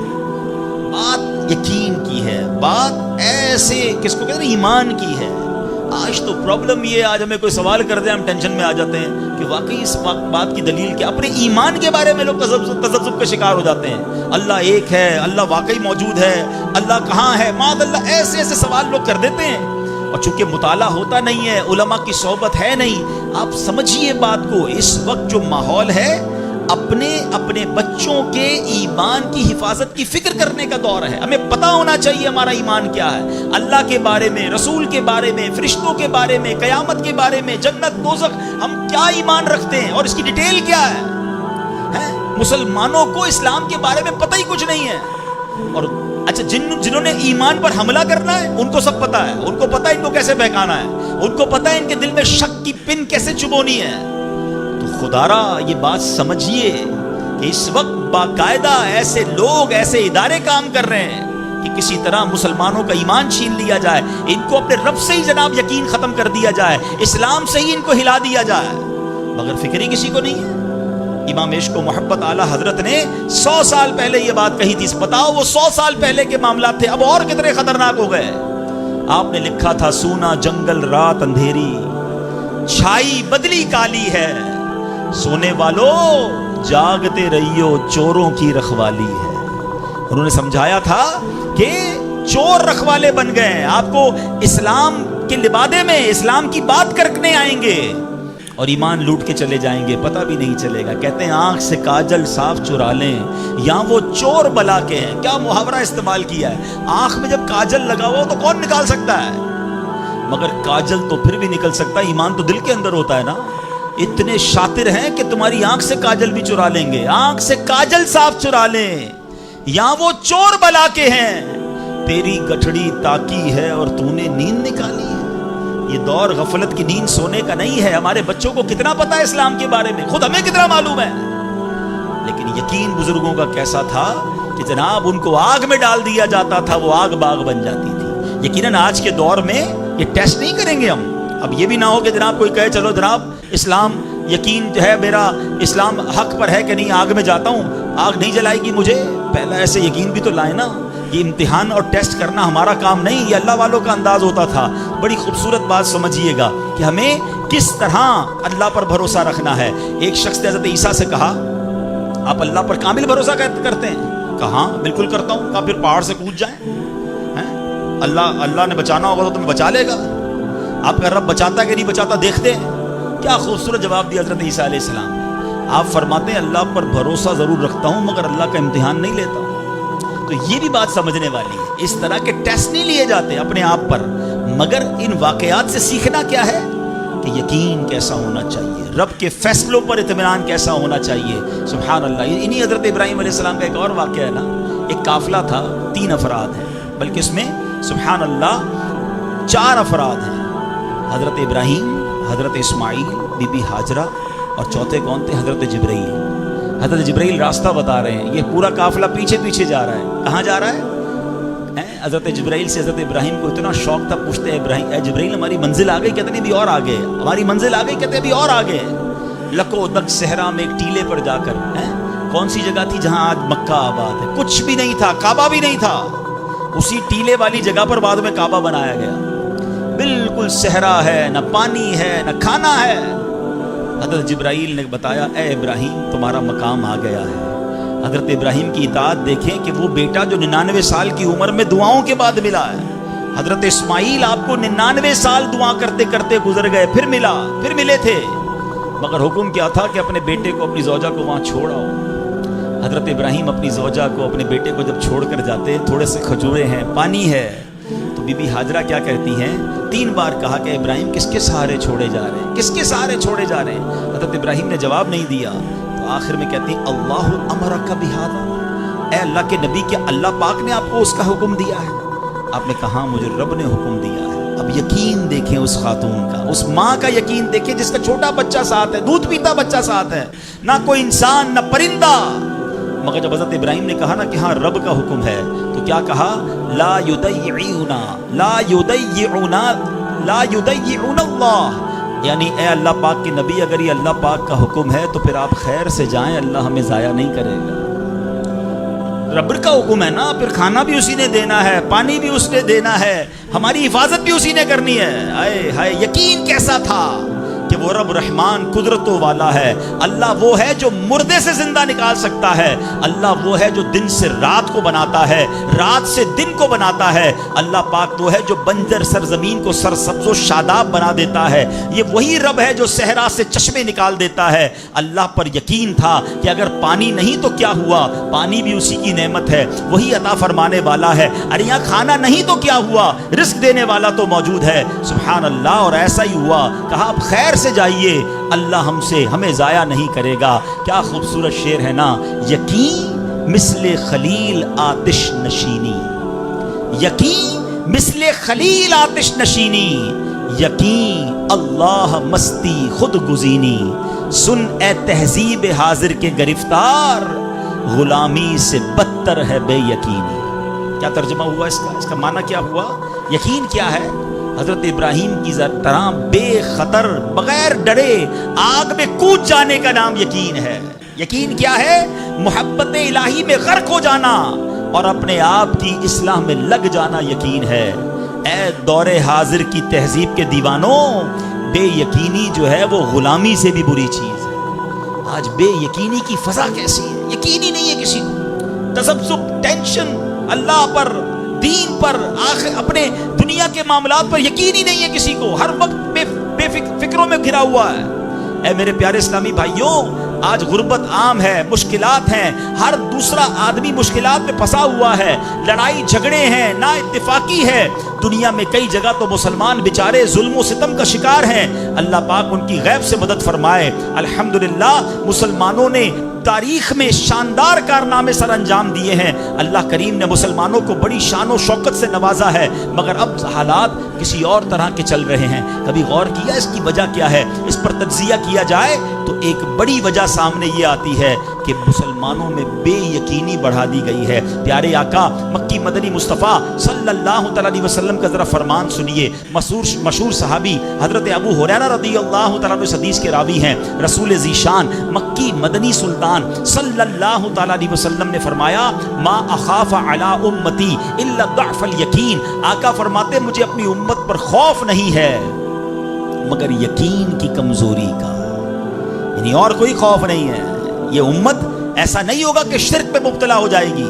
فرمایا میری امت اللہ پاک کا انکار نہیں کرے گی، ہاں میری امت کو جو بڑا مسئلہ درپیش ہوگا ان کا یقین کمزور ہو جائے گا، ان کا بھروسہ کمزور ہو جائے گا. ایک اور حدیث پاک سنیے. آقا فرماتے ہیں نجا اول هذه الامه بالیقین والزہد. اس امت کے پہلے لوگ یقین اور دنیا سے بے رغبتی کے ذریعے نجات پا گئے.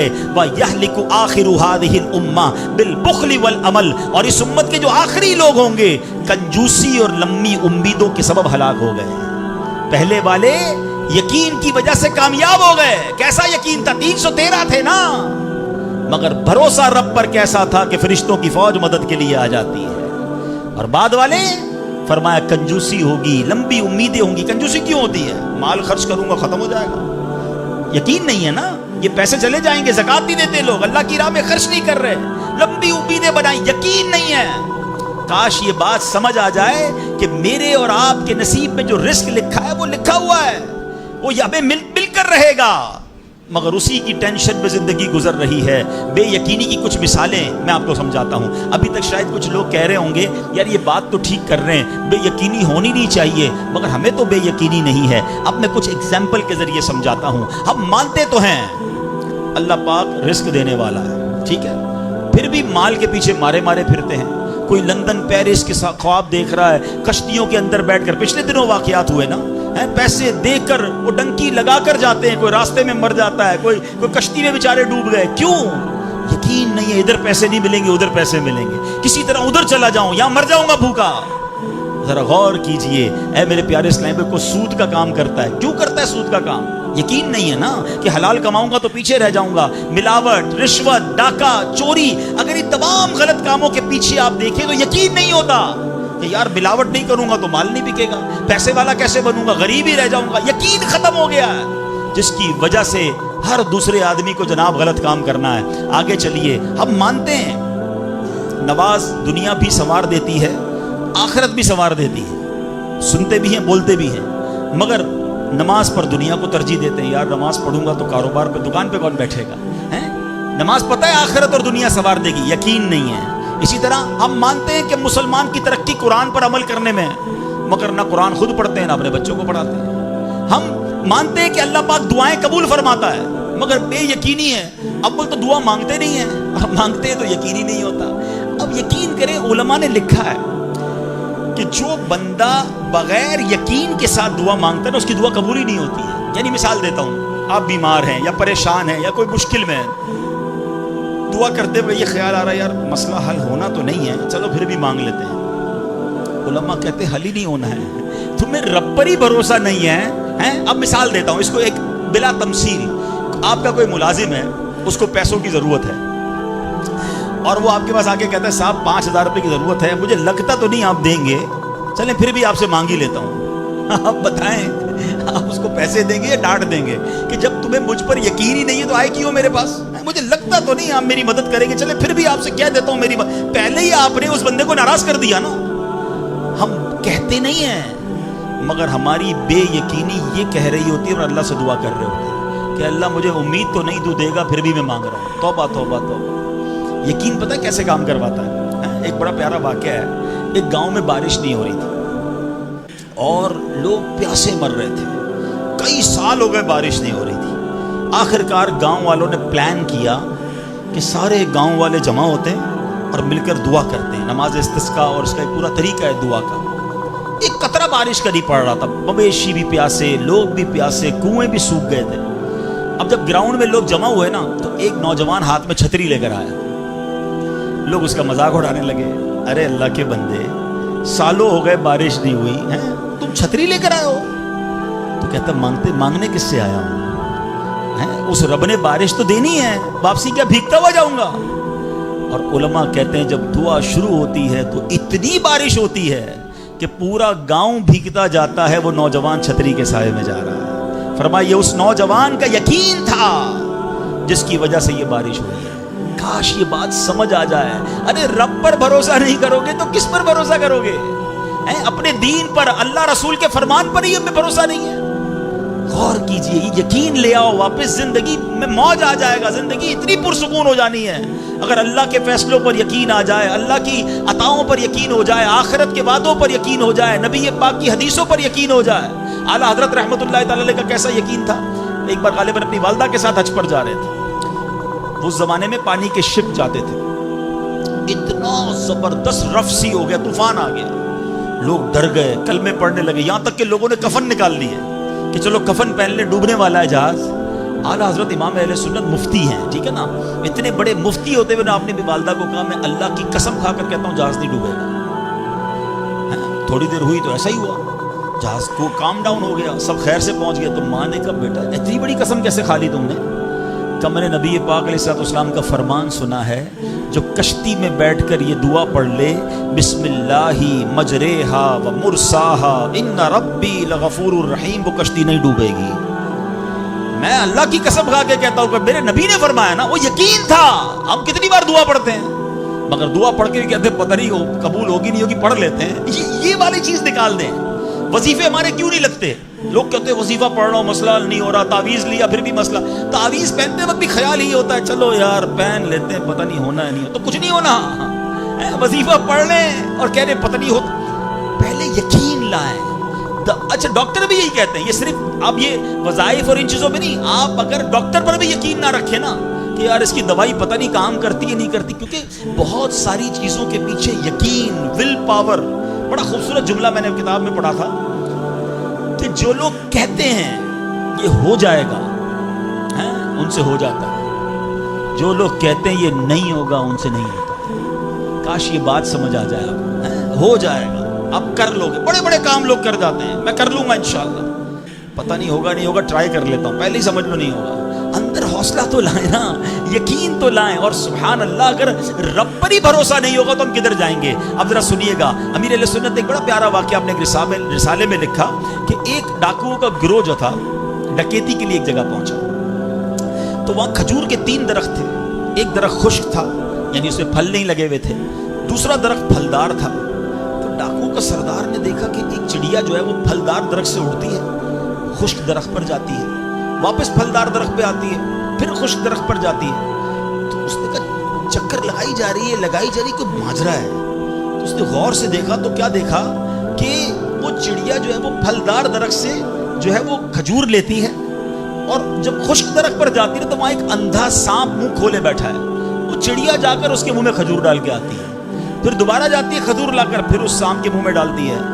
वो जब डाकुओं ने देखा तो हैरान हो गया, रोने लग गया कि ऐ अल्लाह पाक, ये वो जानवर है सांप जिसको मारने का हुक्म तेरे प्यारे हबीब अलैहिस्सलाम ने दिया है, क्योंकि मुसलमानों को तकलीफ पहुंचाता है। मगर तूने जब इसकी आंखें ली तो इसके रिस्क का इंतजाम कर दिया और एक चिड़िया की ड्यूटी लगा दी कि वो जाकर इसको खाना पहुंचाए।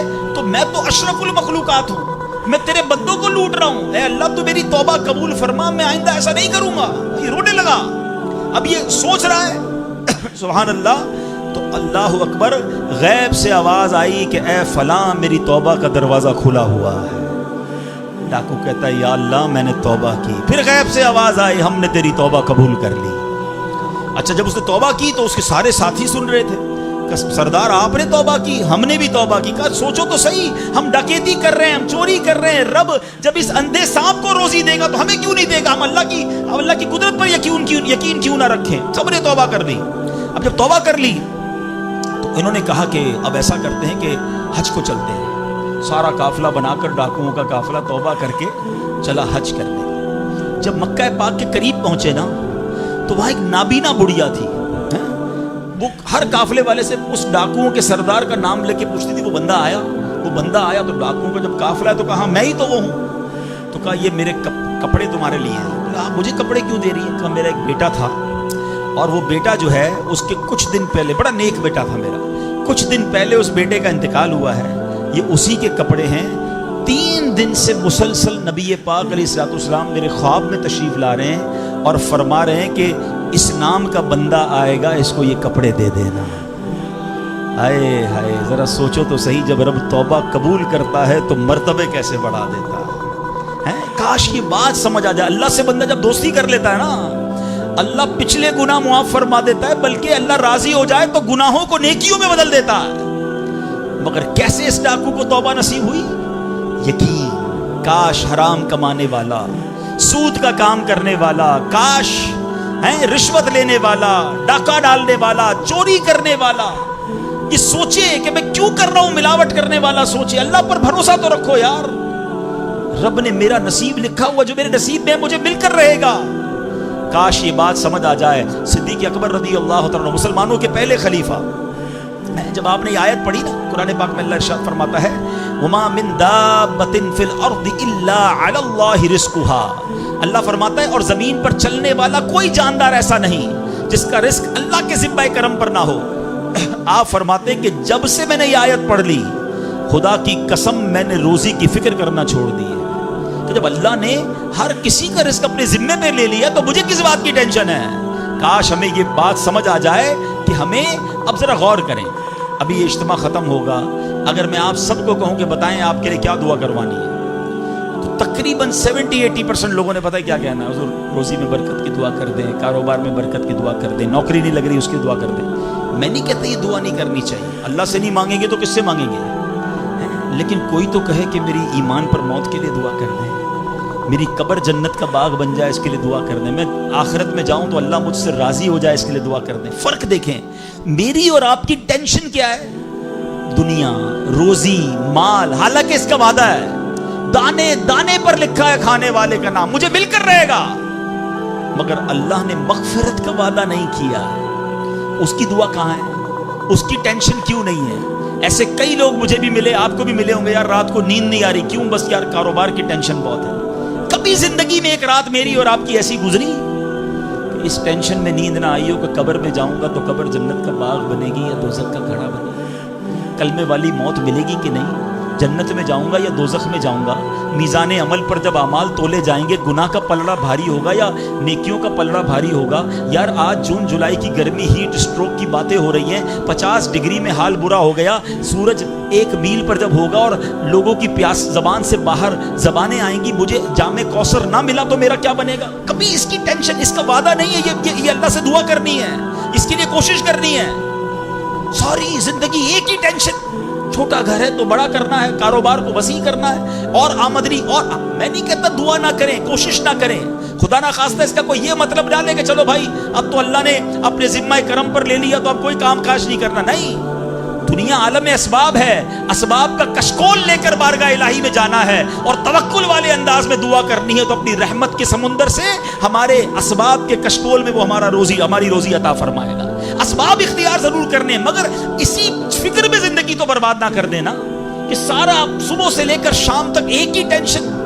بھروسہ رکھے رب پر، یقین رکھے رب پر۔ آج حال یہ ہے، بچہ پیدا ہو جائے تو ٹینشن، او ہو اب میرا بچہ ہو گیا، اس کی آگے پرورش میں کیسے کروں گا، اس کی تعلیم کا کیا ہوگا، اور خاص طور پہ بچی پیدا ہو جائے تو ایسے بدبخت لوگ ہیں کہ اب جناب بیوی کو برا بھلا کہہ رہے ہیں، خاندان میں جھگڑے ہو رہے ہیں بچی کے پیدائش پر کہ اب اس کی شادی کیسے ہوگی، یہ تو بوجھ آ گئی ہے، معاذ اللہ۔ سمجھ نہیں آتی کہ جس رب نے بچی دی ہے انشاءاللہ رزق بھی وہی دے گا، اسباب بھی وہی دے گا۔ ارے جب اس نے مجھے پالا ہے وہ اس کو بھی پالے گا۔ کیا خوبصورت بات علماء نے لکھی، جو رب ہاتھی کو من اور چونٹی کو کن دے سکتا ہے وہ مجھے بھی میرا رزق عطا فرمائے گا۔ آپ ذرا سوچے تو صحیح، کس کو رزق دیتا ہے؟ حدیث پاک کا مضمون ہے تم اللہ پر بھروسہ کرو، جیسا بھروسہ کرنے کا حق ہے وہ تمہیں ایسے روزی دے گا جیسے پرندوں کو روزی دیتا ہے۔ پرندوں کو سمجھتے کتنی کیسے روزی ملتی ہے؟ کبھی گھونسلے دیکھیں پرندوں کے؟ اچھا پہلے تو یہ نہیں پتا، کراچی والوں کو تو پرندے دیکھنے کو نہیں ملتے، ہم نے درخت کاٹ کے پورا شہری کنکریٹ کا جنگل بنا دیا۔ ورنہ یہ پوچھے بزرگوں سے، ہم بھی چھوٹے تھے تتلیاں بھی دکھتی تھی، صبح مدرسے اسکول جاتے تھے تو کوئل کی آواز بھی آتی تھی، اب تو کراچی والوں کے ہارن کی آواز آتی ہے ہم کو۔ اب تو یہ پرندے بھی چلے گئے، کہاں چلے گئے؟ ہم نے درخت کاٹے، ہمیں نظر ہی نہیں کہ درخت ہے کیا۔ آج گاڑی پارک کرنے کے لیے ہر بندہ درخت کا سایہ ڈھونڈ رہا ہے مگر درخت لگاتا نہیں ہے۔ کاش یہ بات سمجھ آ جائے کہ جتنے درخت لگتے جائیں گے شہر یا ملک خوشگوار بھی ہوگا، موسم بھی کول ڈاؤن ہو جائے گا۔ یہ جو آج ہم کہتے ہیں نا اتنی گرمی بڑھتی جا رہی ہے، اس کی ایک بڑی وجہ یہ ہے، یہ میرا موضوع نہیں ہے، لیکن جو موسم کا تغیرات، کلائمیٹ ڈس آرڈر ہے، کاش یہ بات سمجھ آئے کہ پلانٹیشن نہیں ہم کر رہے، ہم پودے نہیں لگاتے بلکہ پودے کاٹ دیتے ہیں۔ کتنے درخت کاٹے، کتنے جنگل ختم کر دیے ہم نے۔ الحمدللہ دعوت اسلامی کا شعبہ FGRF، اب پلانٹیشن ہم کرتے چلے جا رہے ہیں، 30 لاکھ پودے لگائے، مگر یہ تھوڑے ہیں۔ کاش میری یہ بات لوگ سن رہے ہوں، اس کا شارٹ کلپ سنیں اور وائرل کریں کہ اگر آپ نے اپنے آنے والی نسلوں کو خوشگوار موسم دینا ہے، اچھے حالات دینے ہیں، ٹھنڈی چھاؤں دینی ہے، آکسیجن کی فیکٹریاں دینی ہیں، تو ہم سب کو کم از کم ایک پودا لگانا چاہیے۔ 25 کروڑ پاکستانی بتایا جاتا ہے، 24 کروڑ پاکستانی سب صرف ایک پودا لگائیں اور تو اس پودے کو درخت بنائیں، صرف پودے کو بچے کی طرح پالیں۔ آپ یقین کریں ہمارا ملک ایک پورا ملک ہی باغ بن جائے گا۔ اب ذرا سوچیں کہ ہمیں یہ بات سمجھنی ہے کہ یہ گھونسلے، یہ جو حدیث میں سنا رہا تھا، بات کہاں سے چلی کہ اللہ پرندوں کو کیسے رزق دیتا ہے۔ آپ کو پتہ پرندے کتنے؟ ایک تحقیق کے مطابق اس دنیا میں جتنے انسان ہوتے ہیں نا، ملٹی پلائی بائی 10 جانور ہوتے ہیں۔ اگر 800 کروڑ انسان ہیں، 8 ارب کے قریب آبادی ہو گئی دنیا کی، 800 کروڑ 8 ارب، تو بتا آپ سمجھو کہ 80 ارب جانور ہیں دنیا میں۔ اور کہا جاتا ہے ملٹیپلائی بائی 10 کریں اس کو تو اتنے پرندے ہوتے ہیں. یعنی اس کا مطلب 800 ارب کم و بیش پرندے ہیں دنیا میں. آپ نے پرندوں کے گھونسلے دیکھے کبھی؟ یہ جب گھر سے صبح اڑتے ہیں نا اپنے گھونسلے سے، سب کے پیٹ خالی ہوتے ہیں. گھونسلے میں کوئی کبڈ نہیں ہوتی ہے، کوئی شام کا دوسرے دن کا چارہ نہیں ہوتا ہے، بچے چھوٹے چھوٹے چھوڑ کر جاتے ہیں. مگر یہ 800 ارب پرندے جب شام کو گھونسلے میں آتے ہیں، اللہ سب کو رزق دے چکا ہوتا ہے. کوئی پرندہ دنیا میں بھوکا نہیں سوتا. کیا خوبصورت بات، سمجھو اس کا مزہ لو نا. رب ہاتھی کو من دیتا ہے. اس کو ہاتھی کو کتنا کھانا چاہیے؟ دنیا میں کتنے ہاتھی ہوں گے؟ اس کو روز کے منوں کھانا مل جاتا ہے. اور چونٹی کو کن چاہیے ہوتا ہے چھوٹا سا، وہ رب اس کو کن بھی دے دیتا ہے. پرندوں کو روزی دے دیتا ہے. اور جو اشرف المخلوقات ہیں وہ ٹینشن کھا رہے ہیں. وہ کبھی بلڈ پریشر کی گولی، تو کبھی شوگر کی گولی، کبھی ڈاکٹر کے پاس. ٹینشن بہت ہے ڈاکٹر صاحب، 2 سال بعد کیا ہوگا، مارکیٹ ڈاؤن. ارے بھائی تب سب چیزوں کا وعدہ ہے اور تم اس ٹینشن میں رہ گئے. ارے یہ کوشش کرنی تھی تو آخرت کی کرنی تھی، اللہ کو راضی کرنے کی کرنی تھی. لیکن ان تمام باتوں کے باوجود، جیسے میں نے کہا نا کہ چھوڑنا نہیں ہے کام کاج. کچھ بے وقوف لوگ یہ سمجھ رہے ہوتے ہیں ایسا نہیں ہوگا. بڑی خوبصورت ایک بات اور کر دوں کہ اللہ پر بھروسہ کیسا کرنا ہے. ایک صوفی بزرگ شیخ سعدی لکھتے ہیں کہ ایک شخص تھا، گھر سے محنت مزدوری کے لیے کام کاج کے لیے نکلا. اس نے دیکھا کہ ایک لومڑی ہے، اندھی ہے، اپاہج ہے، نہ دیکھ سکتی ہے نہ چل سکتی ہے. وہ حیران ہو گیا، ہاتھ پیر بھی نہیں، آنکھیں بھی نہیں، یہ لومڑی کھاتی کہاں سے ہے؟ چیک کرتا ہوں. تھوڑی دیر بیٹھا تو ایک شیر آیا. شیر نے کہیں سے شکار کیا تھا، اپنا شکار لومڑی کے آگے ڈال دیا. اندھی لومڑی، اس نے جو کھانا تھا کھایا، باقی شیر لے کے چلا گیا. اس نے کہا کمال ہے جناب، اپاہج لومڑی کو رب رزق دیتا ہے تو مجھے کیا ضرورت ہے نوکری کرنے کی، مجھے کیا ضرورت ہے کام کاج کرنے کی. جا کے بیٹھ گیا مسجد میں. 3 دن ذکر کرتا رہا، عبادت کرتا رہا، ایک دانہ کھانے کو نہیں ملا. اللہ اللہ اللہ اللہ کر رہا ہے. اس کے بعد جب بھوک سے بحال ہو گیا تو اللہ سے فریاد کی، یا اللہ مجھے کوئی رزق نہیں ملا. کیا شاندار ارشاد ہوتا ہے. ابھی کیسا زبردست جملہ ہے. ارشاد ہوا تو نے لومڑی دیکھی ہے، شیر نہیں دیکھا. لومڑی کیوں بننا ہے؟ شیر بننا، اپنا رزق بھی کما اور دوسرے کو کھلانے والا بن جا. کچھ لوگ سمجھتے مجھے کوئی اور کھلائے، میرا بھائی کما رہا ہے، میں گھر میں بیٹھا مزے کرتا رہا ہوں. نہیں، فرمایا ایک بلکہ واقعہ آتا ہے، ایک بزرگ کے بارے میں آتا ہے. ایک شخص گیا، کہا میں نمازیں پڑھ رہا ہوں، عبادت کرتا ہوں، میرا بھائی مجھے سپورٹ کرتا ہے، وہ روزی کماتا ہے. فرمایا تیرا بھائی تجھ سے زیادہ افضل ہے. اللہ کو یہ پسند ہے کہ بندہ اپنے ہاتھ سے کمائے، کسی پہ ڈیپینڈیبل نہ رہے، کسی پر بوجھ نہ رہے. یہ شریعت کو محمود ہے. کوشش کرنی ہے، پھر اس کے بعد اللہ پر چھوڑ دینا ہے.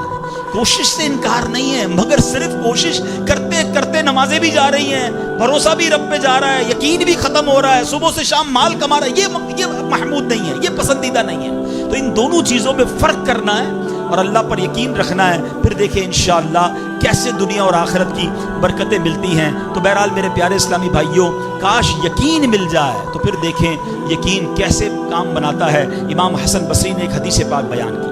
آپ فرماتے ہیں، حدیث سنیے گا. پیارے آقا علیہ الصلوۃ والسلام فرماتے ہیں، لوگوں کو اس دنیا میں سب سے بہترین چیز یقین اور عافیت عطا کی گئی ہے. لہٰذا اللہ پاک سے ان دونوں چیزوں کا سوال کیا کرو. اللہ سے یقین مانگے اور اللہ سے عافیت مانگے. امام حسن بصری جب حدیث پاک بیان کی نا تو فرمایا، رسول اکرم علیہ الصلوۃ والسلام نے سچ فرمایا.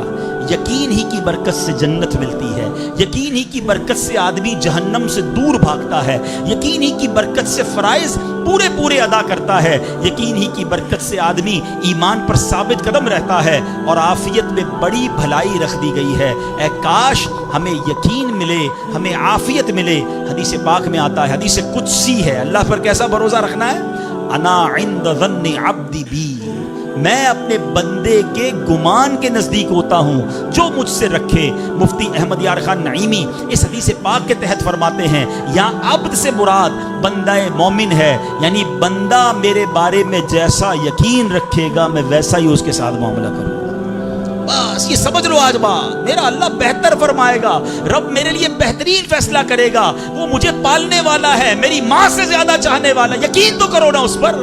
لوگوں کو اللہ پر ہی یقین نہیں رہا ہے. میرا تو کام ہی خراب ہو جاتا ہے، اللہ معاذ، اب اس میں کفریہ کلمات بھی کہہ دیتے ہیں. میرا تو جناب مسئلہ ہی حل نہیں ہوتا، میری دعا تو رب سنتا ہی نہیں ہے، میری مشکل آسان وہ کرتا ہی نہیں ہے. تم کھڑے نہیں ہو سکو گے. تم اللہ سے بدگمان نہ رہنا. اللہ کرے کہ انسان یہ سمجھ جائے کہ مجھے رب پر अच्छा गुमान रखना है। शायर कहते हैं ना, जो सोचता हूँ वही बात होने लगती है। पूछो पॉजिटिव लोगों से, उनके साथ पॉजिटिव जब सोचते हैं पॉजिटिव होने लगता है। जो सोचता हूँ वही बात होने लगती है, जुड़ा हुआ है जमाना मेरे गुमान के साथ। अच्छा सोचोगे तुम्हें अच्छा मिलेगा। अब गौर फरमाइए, जब ये जहनी बंदा बना ले यार सच से कारोबार नहीं चलता, तो फिर आपको बरकत कारोबार में कैसे मिलेगी? पहले ही आपने यकीन कर लिया। जब ये जहन बना ले कि नमाज के लिए वक्त निकाला तो काम में नुकसान हो जाएगा, तो फिर काम में तरक्की भी नहीं मिलेगी। अब जहन बना लिया कि तरक्की के लिए सिर्फ दुनिया की डिग्रियां कमानी है, तो फिर कुरान करीम की बरकत कहां से नसीब होंगी? जब ये जहन बना लिया कि आज नेकी का दौर ही नहीं है, कुछ लोगों का जहन बन गया है भाई जनाब कोई नेकी का दौर नहीं है, तो फिर नेकी की बरकत भी नहीं मिलेगी। जहन पॉजिटिव रखें, जहन अच्छा रखें, इंशाअल्लाह आप देखें आपके साथ अच्छा होना शुरू हो जाएगा। मेरे पास वक्त कम है, वरना इस पर तो पूरी रिसर्च मौजूद है। आप पॉजिटिव सोचते हैं तो पॉजिटिव एनर्जीज आपकी तरफ मुतवज्जे हो जाती हैं। अब तो साइंस भी कहती है नेगेटिव सोचते हैं तो नेगेटिव एनर्जीज आपकी तरफ मुतवज्जे होती हैं। आप डीमोरलाइज होना शुरू हो जाते हैं, आपके हौसले टूटना शुरू हो जाते हैं। और जिसको विल पावर कहा जाता है, जिसको अच्छा सोचना कहा जाता है, अगर बंदा ये करना शुरू कर दे फिर देखिए उसके काम कैसे बन जाते हैं। तो अल्लाह करे कि हमें ये बात समझ आ जाए कि हमें अपने रब से इंशाअल्लाह यकीन हासिल करना है। हजरत खालिद बिन मैदान रहमतुल्लाहि तआला अलैह फरमाते हैं, तअल्लमुल यकीना कमा तअल्लमुल कुरान, यानी यकीन को भी ऐसे ही सीखा करो जैसे कुरान सीखते हो। मैंने भी इसे सीख कर हासिल किया है। सुभान अल्लाह।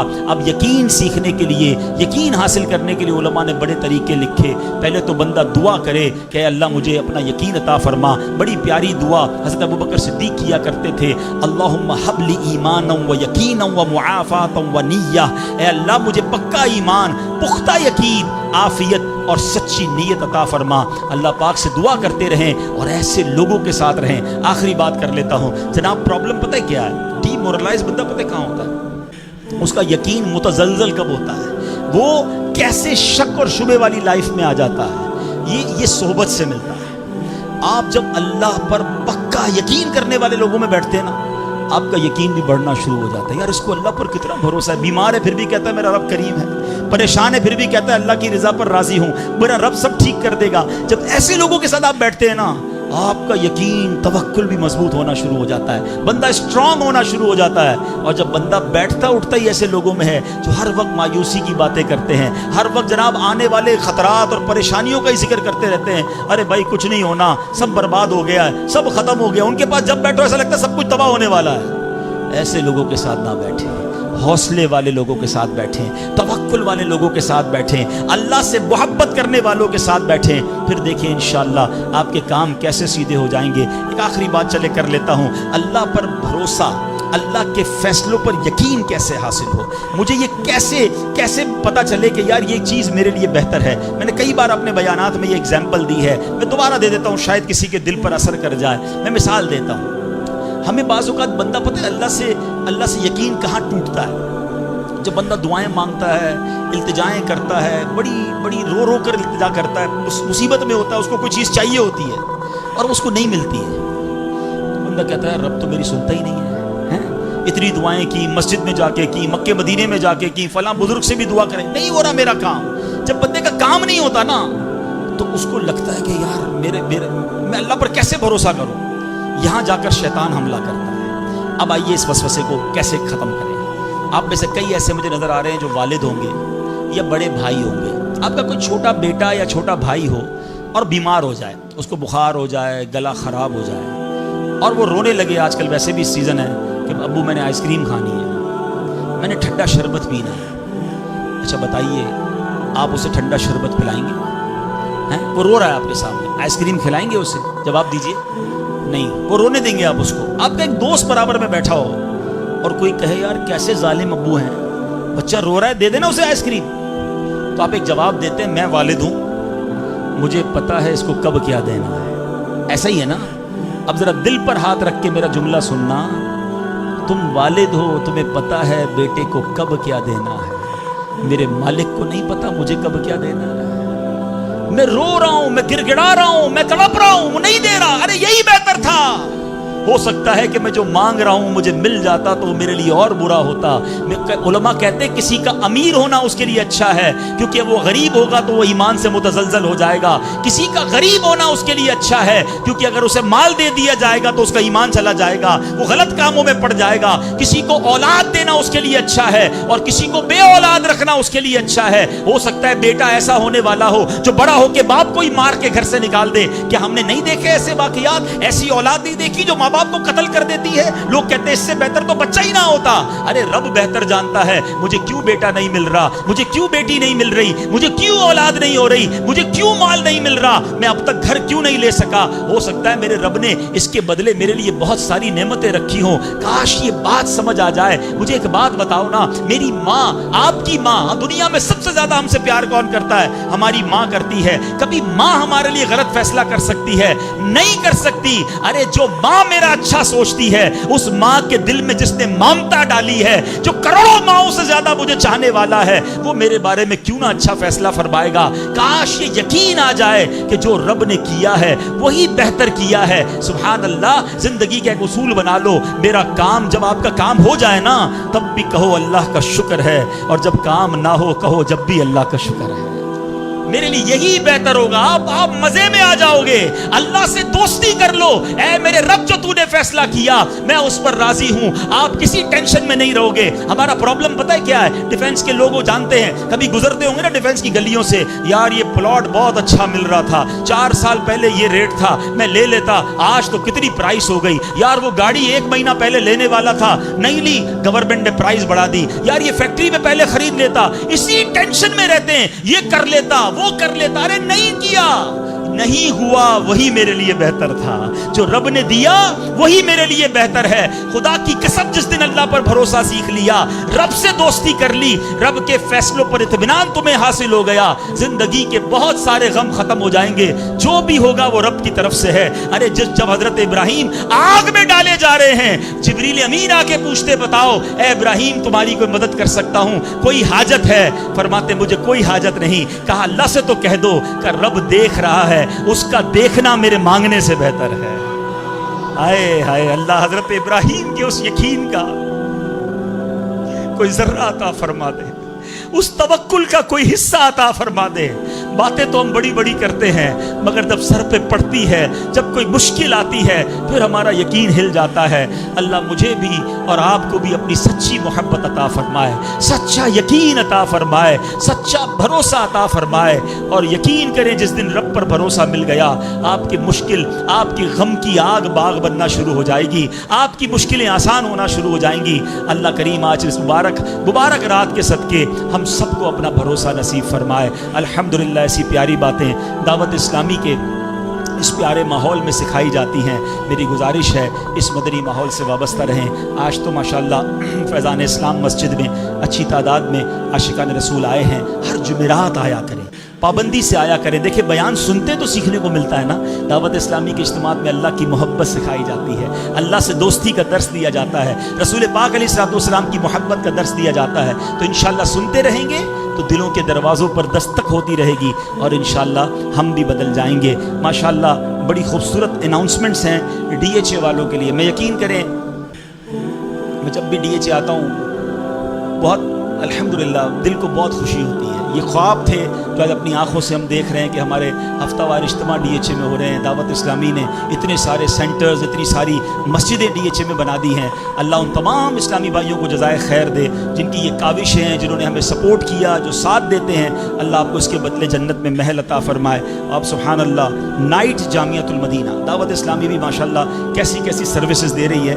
ہفتے میں 6 دن صرف رات کو 9:30 سے 11:30. کاروباری حضرات کے لیے, جاب کرنے والوں کے لیے, پروفیشنلز کے لیے کتنی بڑی نعمت ہے. اونلی 2 آورز ڈیلی آپ دے کر درس نظامی, علماء, عالم بننے والا کورس کر سکتے ہیں. اپنے بچوں کو کروائیں, خود کریں. اور کمال یہ ہے اس کورس کی آپ سے کوئی فیس بھی نہیں لی جاتی. تو یہ اسی مسجد میں ہو رہا ہے. یہ سبحان اللہ فیضان اسلام میں ہفتے میں 6 دن 9:30 سے 11:30 داخلے جاری ہیں. یہ کمال کا کورس ہے, حاصل کیجئے. لوگ راتوں کو گھوم کر ٹائم ضائع کرتے ہیں. میں تحدیث نعمت کے لیے, اور شاید کسی کو جذبہ مل جائے, میں آپ کے سامنے موجود ہوں. میں بھی کاروبار کرتا تھا, میں دن میں مدرسے نہیں جا سکتا تھا. جامعہ میں نہیں جا سکتا تھا، شوق ہوا علم دین حاصل کرنے کا، میں نے درس نظامی بھی رات کے جامعہ میں کیا الحمدللہ۔ تو رات کا صبح کاروبار پہ بھی جاتے تھے، رات کو درس نظامی کرتے تھے، پڑھتے پڑھتے 5 درجے پورے ہو گئے، پھر آخری کچھ درجے دارالعلوم امجدیہ میں حاضری ہوئی۔ تو کہنے کا مقصد یہ بہت بڑی نعمت ہے، آپ اس کو حاصل کیجیے۔ پھر سبحان اللہ، چھوٹے بچوں کے لیے، ٹین ایج کے لیے، آج کل گرمیوں کی چھٹیاں ہیں، دعوت اسلامی نے اس کے لیے بھی خوبصورت کورس ڈیزائن کیا ہے۔ ہمارا ایک ڈپارٹمنٹ ہے FEN، ان کا سمر کیمپ ہے 10 سے 15 سال کے بچوں کے لیے، جون کی 3 تاریخ سے لے کر جولائی کی 25، منڈے سے لے کے تھرسڈے، اور شام 4 سے 6 بجے تک کا یہ کورس ہے۔ بہت خوبصورت اس میں کورسز ہیں، بچوں کو سکھایا جائے گا۔ ان دونوں کی ڈیٹیلز کے لیے آپ یہاں پر ہمارے ذمہ داران سے رابطہ کر لیں اجتماع کے بعد، تو آپ کو مزید اس کی تفصیل انشاءاللہ امام صاحب ہیں یا ہمارے جو نگران وغیرہ موجود ہیں، یہ آپ کو انشاءاللہ بتا دیں گے۔